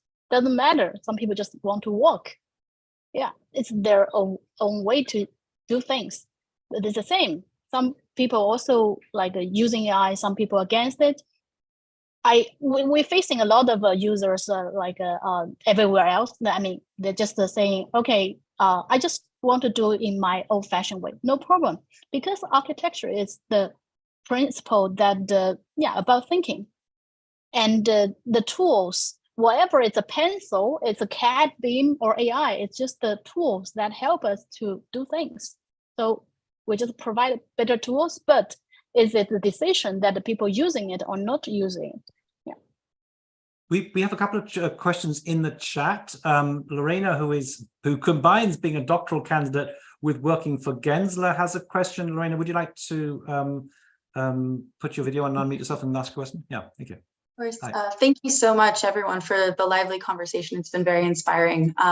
So I am a practicing architect at Gensler, previously also worked at Perkins & Will. So I love kind of living in this world of the future technology and the kind of the big profession. And a question I had for you, Emily, and it's something that I think practicing architects have struggled with even before the kind of mass adoption of AI, is really that communicating with our clients of the value that we produce, because we always try to simplify our images and everything so that it's easy to be communicated. And too often already I find client perception is, well, you're designers, and that's what we see at face value. And, you know, they sometimes tend to forget that we also advocate for them.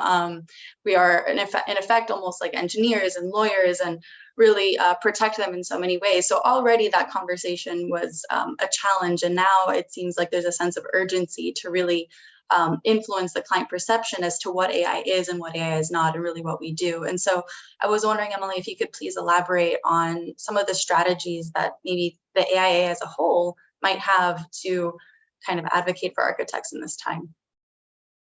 Thank you for the question, Lorena. It's a fabulous one. And frankly, it's the one that the Large Firm Roundtable talked about for 2 days this week. So in terms of like tangible strategies to hand to you right now, we're not there yet, but we can talk about ways, you know, I can talk about some of the conversation that I heard this week and how that fits into it. You know, this was a group of 40 of the largest firms in the US.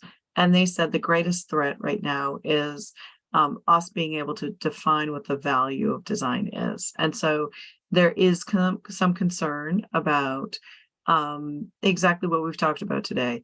Potential of lowering of fees, or the perception of lowering of fees, the role of what an architect does, as well as, Neil mentioned it earlier, elimination of jobs and the restructuring of project teams and how that goes. One of the things that the AIA has been doing is, we know that our audience cannot be just architects.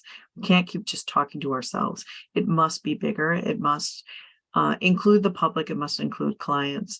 And the first step of that is finding a way, or not finding a way, teaching ourselves and holding ourselves accountable that we're using language that is accessible by clients, as opposed to our own vernacular, because it is off-putting and it doesn't allow for a larger conversation. So that's kind of step one. And that was an impetus to create a whole set of tools called the Blueprint for Better, which is on blueprintforbetter.org, ways in which we can show that value. The other side of it is training architects to become citizen architects. So we cannot make the change that we want to make in the context of our cities and communities unless we have a seat at the table. So how we can train architects to be able to feel comfortable in those spaces, volunteer for those spaces, and have advocacy. I think this is going to be something that we may not answer, and we have to be okay with that, right? But in order for us to increase as a profession, we need to be better at getting more money, more mission, and that means more value. So there's sort of this hierarchy of things. And just forgive me for going into the nitty-gritty, especially in a context of digital futures. But part of the shackles, I would say, for us to be able to start that journey has been some of the antitrust that was lobbied on the profession in the 70s and 80s. And so we're just beginning to find a way in which we can educate our members of what we can and can't do in terms of talking about those aspects, and then how that ties into value. I don't know if that helps. It was a really roundabout answer, but no, you're asking the right question. There's a lot to think about, and I'd be happy to have a whole session just on that. But thank you so much, Emily. I appreciate it. Yeah. So we've got a question from Vasco. We are international today, absolutely international. Vasco is in Bangladesh. We have Harith in Baghdad. We have Leorek in South Africa. So we're all over the place. So Vasco, are you in a quiet enough space to ask your question? Yeah, no, my apology. I mean, surrounded by sound. Okay. Let me read it out then for you. It's in the chat for those of you who can see the Zoom chat. So his question is: who should have ownership and control over AI-generated content and data in the office? Then what legal and regulatory frameworks are needed to govern AI use in the workplace? Who should have ownership and control over AI-generated content and data in the office? What legal and regulatory frameworks are needed to govern AI use in the workplace? I think, Neil, if you want, I can answer that question, because it's really a good question. But I would like to answer the question, telling you an example, well, a real story that happens to me in my previous life. Previously to my work at Ferrovial, I was working at another company. It was a private security company. And in that case, one of the products, the digital products that we developed, it was, we installed at homes small cameras that we put, putting, the cameras right to the door. And we were working in a product that was a face recognition AI algorithm to be installed directly in the camera. And for example, when your kids came at home, recognize the camera and send you a message saying, well, your kids has came home and it's your daughter or your son or whatever. No? And that was, at the beginning was a great idea. And we said, well, that's great. And we started doing the development and everything. And at the end, nearly when we were quite close to the end of the development, we have some very interesting meeting with our legal department, and they told to us, well, have you checked, for example, the training data sets that you have used? Have you checked the license that you have used? Have you checked a lot of things, a lot of different things that we were using for the final development that we did? No, and well, I must say that everything was quite controlled, because the license were where we have the possibility to use the license of the algorithms of the frameworks that we were using. But one of the things that we didn't have, it was the agreement of the UK of the train of the people that was that put their faces into the original training data sets of the model that we were using, because we were not using a model that were developed by us. It was a model that was developed for another guys. But when we go, in the value chain, go backwards, we see that the training data set has not the permission to use that kind of data. So at the end, the bad thing, of the story is what we were not able to launch, in this case, the product, because we don't have the agreement, in this case, of the people that put their faces to train the original model. What I want to say with this is that at that time we realized that in our company we need to develop a responsible AI framework. With this, what I mean is that for sure, regulation is going to came. For sure, regulation is going to be a reality, but there are different problems, with regulation. The first one is that it's something that is close to a country or a group of countries. What I mean is, for example, I'm from Spain, I'm from the EU, and the European Union, there's going to be a regulatory framework. In fact, we have something right now. But for example, if you move to the States, there is another regulation that even perhaps is per state, in the US. And if you go, for example, to Asia, perhaps, there is other regulation or there is no regulation at all. So what does it mean? That the most important thing, from my point of view, is not to be fixed, in this case, to a regulation, is to develop your own responsible AI framework at your companies and follow that framework. In that case, whenever something happens, because it could happen a lot of things, related with AI, you could always say, no, we have the responsible AI framework, we are following these rules, and well, this can be discussed, but at least this is my principles, no? So that's my recommendation in this field. Yeah, I also want to add on something for it. Okay, so we have this AI generated content platform as a LookX. We have these user terms in our, like when you register it, we said our members, when they generate stuff out, the IP belongs to the user. And when people try to train their own model with their own data, this model be trained belongs to the user as well. And they are like, they have the rights to select, do they want to share or not? If they don't want to share, they just can store it, download it, or whatever they want to do with it. But we also encourage our user and members to share it in our creation plaza, so everybody can see your work.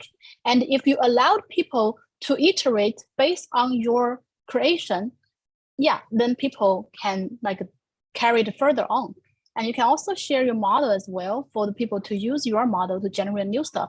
But all those things are, decision makings belongs to the users. So this is how we try to do this thing. So the data belongs to the user, then they generate the stuff, it belongs to them as well. And if it's for the office condition or workplace condition, we're also providing some solutions for the offices to store their own data in a separate cloud or their own server. In this way, they can protect their information more privately, or they can manage their stuff in their own way. I think there are two parts of in your question. Is first of all, should we own the data? And I think most big offices will tell you, absolutely, we should own the data. Most small offices will say the same. Interestingly enough, most of the people, for example, do not know that when you're using Midjourney, all IP belongs to Midjourney of whatever is generated, even no matter what type of license agreement you have with them, the actual copyright belongs to them and they can do with that whatever they want. You also are currently, anything that is out there is has the latent potential of training other models. So it's not just whatever IP you own based on whatever you create, is the data that trained that model. And you don't know what IP that data has. And a lot of and I had this discussion with Neil a few months back. I think there is a big issue in relation to IP consideration of the training sets that have been training these models. Now, when we're talking about foundation models and large language models, the data is enormous, but companies like Midjourney and DALL-E and others will have and have had lawsuits against them because data that was copyrighted was used to train these models. when this happens and you're using a model, a machine learning model of the backend to create something of which you're not aware of the data in which it was trained, and suddenly a lawsuit comes against them and they say that everything you created with that you cannot use because we own the IP, so you're liable. What do you do then? And I think these are questions that nobody's really asking because everybody's so excited about the potential. And that's why there is a lot of discussions I have been having with many people, and even within the UK government, around regulatory frameworks. What does it mean? How can you safeguard your data? Even the data that we're currently using for big design software providers, they have all our data in most of the cases. The fact that this data is not being used to train systems is based on ethical considerations alone, but not necessarily legal considerations. Do we know whether that's going to change at some point? We don't. So these are all food for thought, and it's interesting to kind of think where this discussion can go.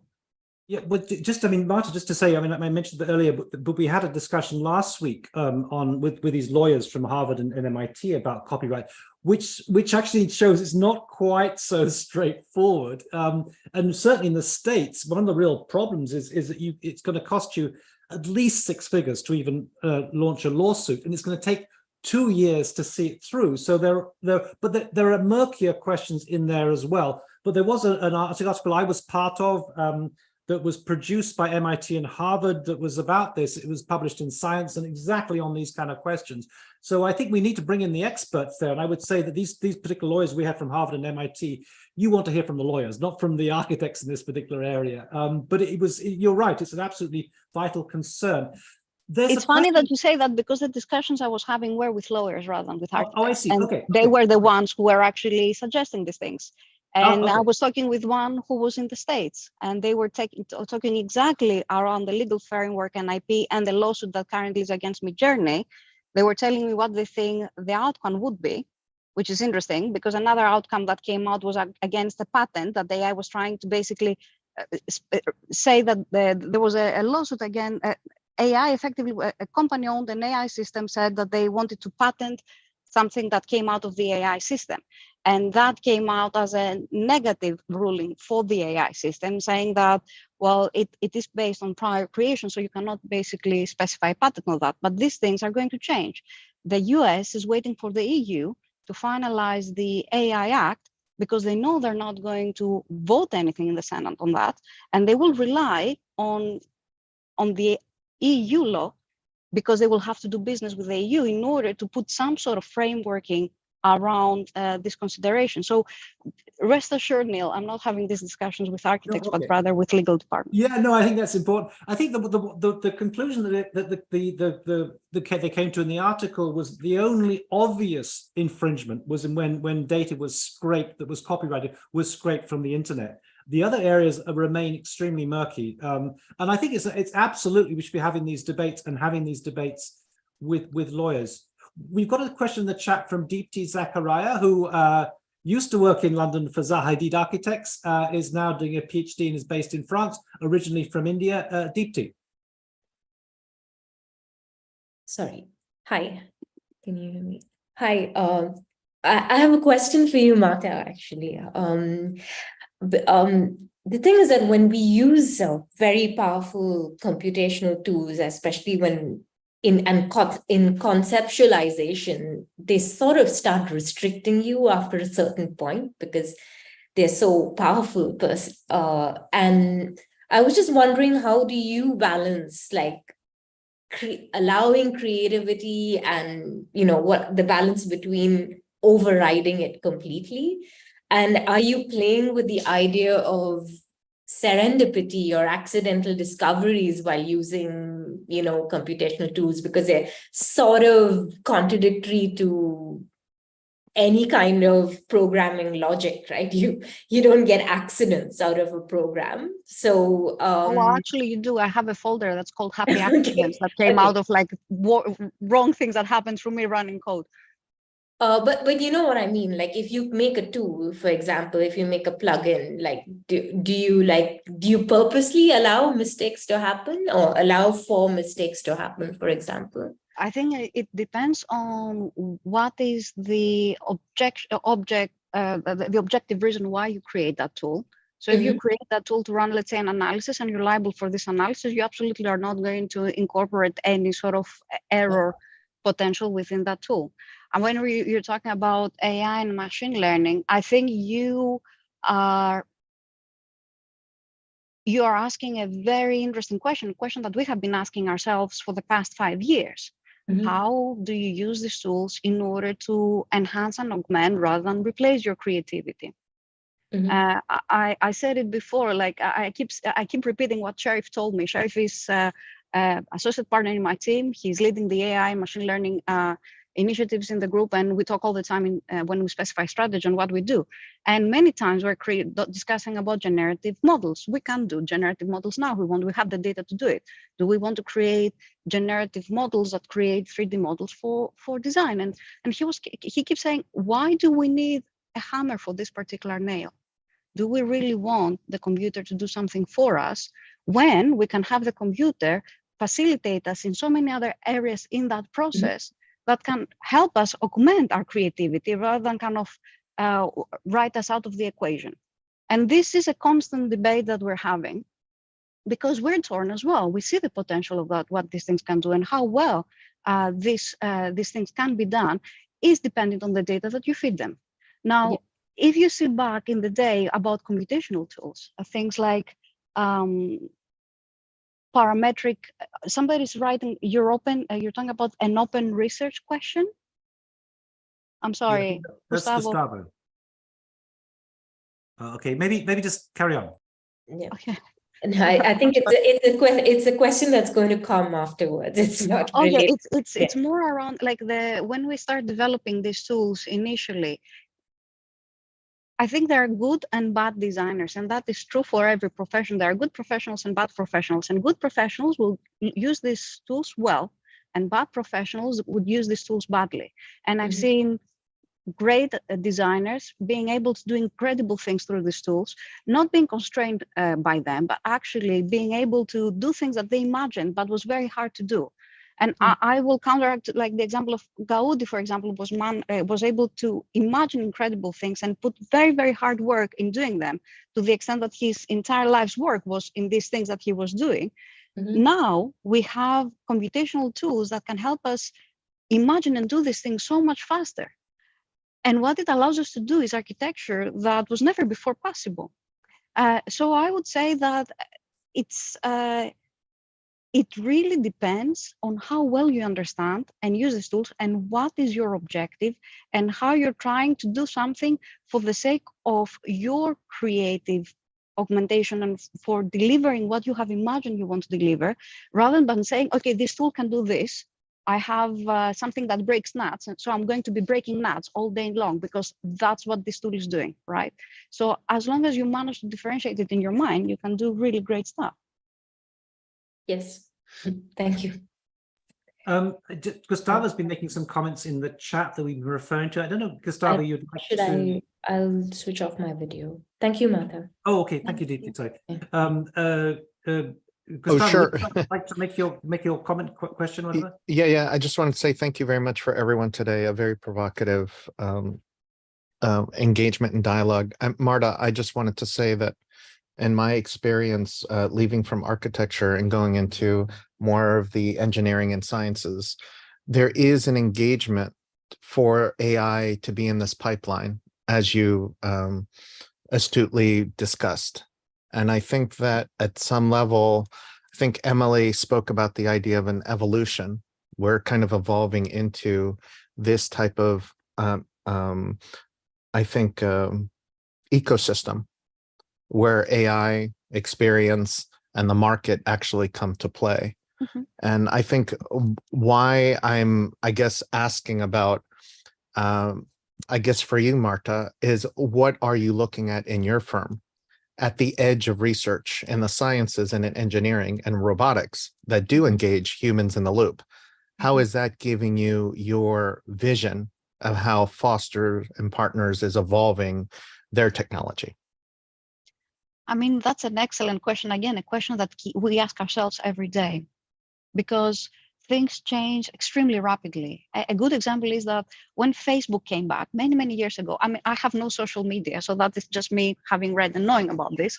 When Facebook came out, it reached 1 million users in 10 months. When ChatGPT came out, it reached that in 5 days.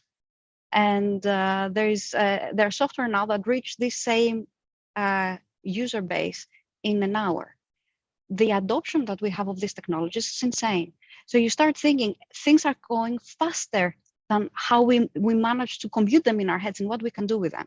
And I think the main, the core of what we're trying to understand is how can we engage in these technologies in a way that can help us do what we do now better. So when it comes to robots, it is more around the interactions with robots. Right now, for example, we have Spot on site. We know how to deal with that technology. The interesting that came out of that was how other people on site integrated with the robot. So in the future, if you're talking about working with robots, it's going to be more not what they can do. They can do incredible things. If you just see what Atlas or Build Robotics are doing right now, you would be amazed. But it's more about how we interact with them in our workplace and what is the collaboration. When you're looking around machine learning and AI, that's why when we started in 2019, I remember it was when Pix2Pix came out and everybody was like, oh my God, this is amazing. And we're trying to see, okay, how can we solve a practical problem? So when I was talking with Panos Michalatos back then, he was in Autodesk, and we're saying, what do we do with this? The idea was, okay, let's think of a problem of the future, like passively actuated facades and how you can manage the materials and how you can train the system to tell you what the layering should be rather than running non-linear analysis. So it's always about what are these problems that are out there that are huge, that take time, that take money, that take a lot of people, that we can break down in much simpler components so that we can live over time to be more creative. I'm working around, I'm so blessed to work around so many talented people and to see what they are able of doing, even if they have 5 more minutes. So for us to be able to provide these 5 more minutes, to provide real-time analytical tools, experiential design, understand how they can take their operational data through digital twins and do their designs better, that is what drives our research. How we help these incredibly creative people be even better in what they do by having more time to think more about the things that they need to be thinking rather than doing the mundane stuff. Thank you, Marta. Emily, I mean, my follow-up question would be, why isn't the AIA or these, let's see, small business owners coming together and try to figure out a kind of a think tank policy method where they're going to keep the fees at a certain type of delivery? So, you know, why do these, real estate speculators make the profit? Why aren't the architects making the profit? Is there like a, who in the AIA is doing the thinking of the future that we as architects can actually value the profession and actually understand it as something that's going to last? Can you please comment?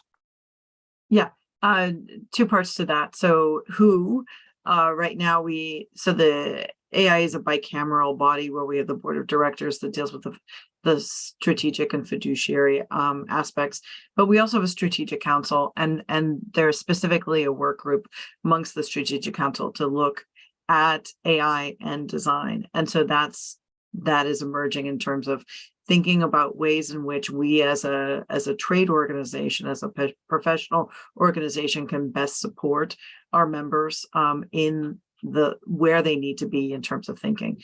If I go back to the price, I mentioned the antitrust issue, and that is something that we cannot talk about our fees from an aspect of colluding to have similar fees.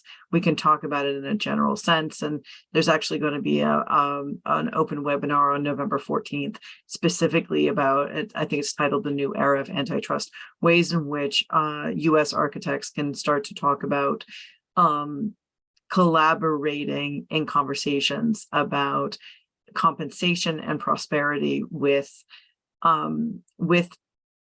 in the global sense without breaking the agreement of antitrust. So that's a little bit of a nuanced thing. We're working on it, and I don't know if we'll ever reach consensus. That's why convening conversations like this are so important, because we learn from the different aspects. And frankly, I've gained new perspective on this conversation, or new perspective on the topic just by this conversation. I really appreciate your question, Gustavo. Emily, I want to ask Daniel a question in a moment, but can I just follow up on this in terms of this, when you bring a platform together, when you bring all these people together from across the world, then you begin to notice the differences between between the different constituencies we've spoken about in terms of copyright law and all these different litigations and so on. There are differences everywhere. Can I just quickly ask you, what was that discussion you had with Muyiwa, with the RIBA, AIA? What is that about? Some kind of joint collaborative venture whereby? What does it mean exactly? Yeah, earlier on the call, I was mentioning when I first met Muyiwa in London. So the ARB, the Architectural Registration Board, and the U.S. equivalent, the National Council for Architectural Registration Boards, because we're 53 territories. Of course, we have multiple boards, signed a mutual recognition agreement so that architects licensed in one of the territories or registration boards in the US can obtain a license in the UK. There is a supplementary test that needs to be taken, and vice versa. Architects in the UK who are licensed through the ARB can pursue, for the most part, except for a couple jurisdictions, and everybody asked me about New York, and New York is not one of them, can get a US-based license. And so I think that is fascinating when we're talking about different contextual laws, both in where we practice as home base and where we practice in terms of where the project is.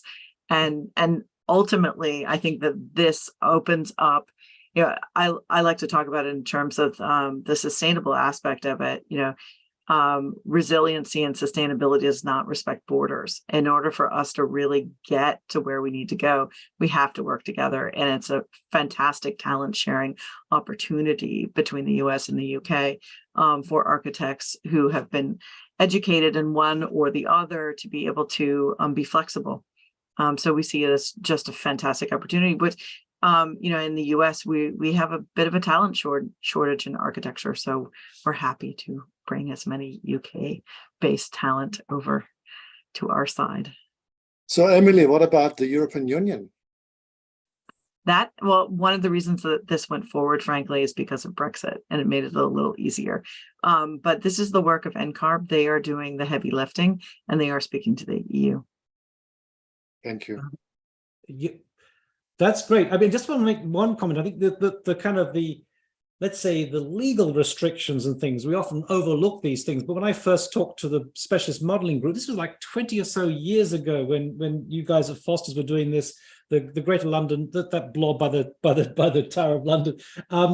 And what happened there was that there had been a model produced by Foster and Partners that was absolutely precisely accurate to a 100th of a millimeter or something like that, but it couldn't be given to the contractor for legal reasons. And basically what happened was just some broad parameters were offered. And in fact, the contractor employed the same people who made the model for Foster's. And it's these kind of constraints that become that block the kind of collaboration and the synergies we're looking for in some way. Are you aware of that one, Marta? Yeah, I'm aware of that.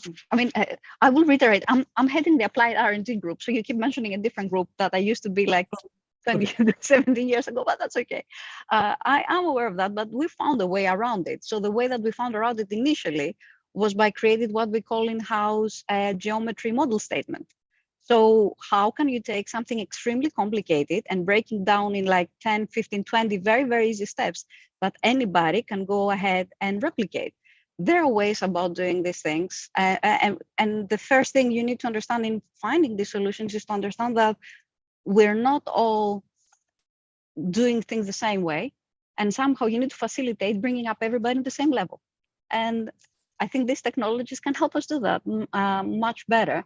And surely in relation to data management nowadays and exchange of models, BIM completely reshaped all that. It also reshaped who has authorship of things, who has responsibility over things, what is the chain of command in terms of who's responsible goes, and things like blockchain are trying to mainstream this.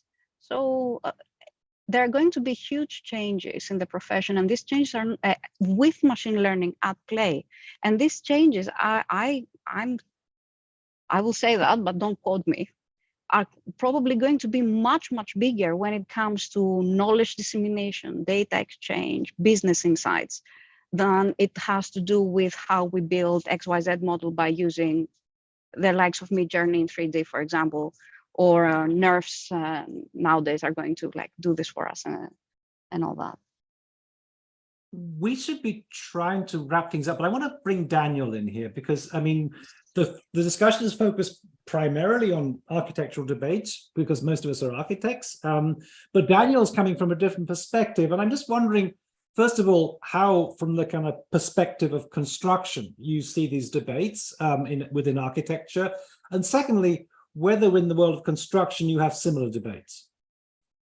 I think it's a very good question, Neil, and I was wondering, all the time, listening, the conversation, and so because when we were approaching this kind of questions from the construction side, in the construction side we are not designers. We receive a design, from a designer office or whatever, and then our main goal is before the tender or after the tender, is doing the optimization of the design. So what I mean is, and there's one question, I think it was of Gustavo, saying this is something that is going to be different from architects to engineers. I think that is going to be the same. One of the things that I would like to highlight is that the potential, in this case, we are quite focused, the use of text-to-image algorithms. We are talking all the time about Midjourney, DALL-E 3, and that kind of things. But I think that the real potential is in using text-to-code algorithms. What I mean is, at the end, for example, in our case and construction, if we are going to review a design, what we need to do is to automate as much as possible. And in this case, if you are using text to code, one of the things that you can do is that in the traditional way, you open a software platform, you pick in a command and do whatever you want. In this case, using text to code algorithms, you're going to be able to automate. And you're going to interact in this case with the software just in natural language. What does it means? It means productivity.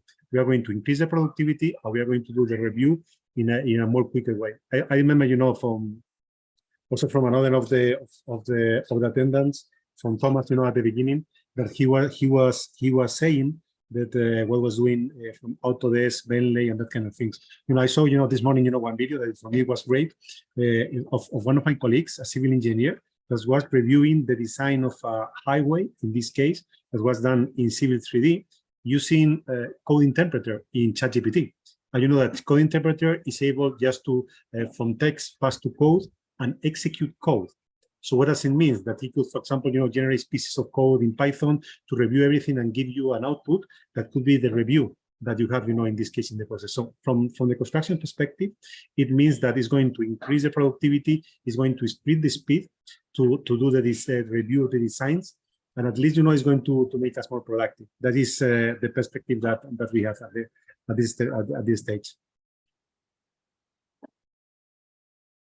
Thank you, Daniel. It was really good to have that as a kind of recap to an overview from things and to realize that these are issues that are addressed by the construction industry as much as architecture, engineering, and so on.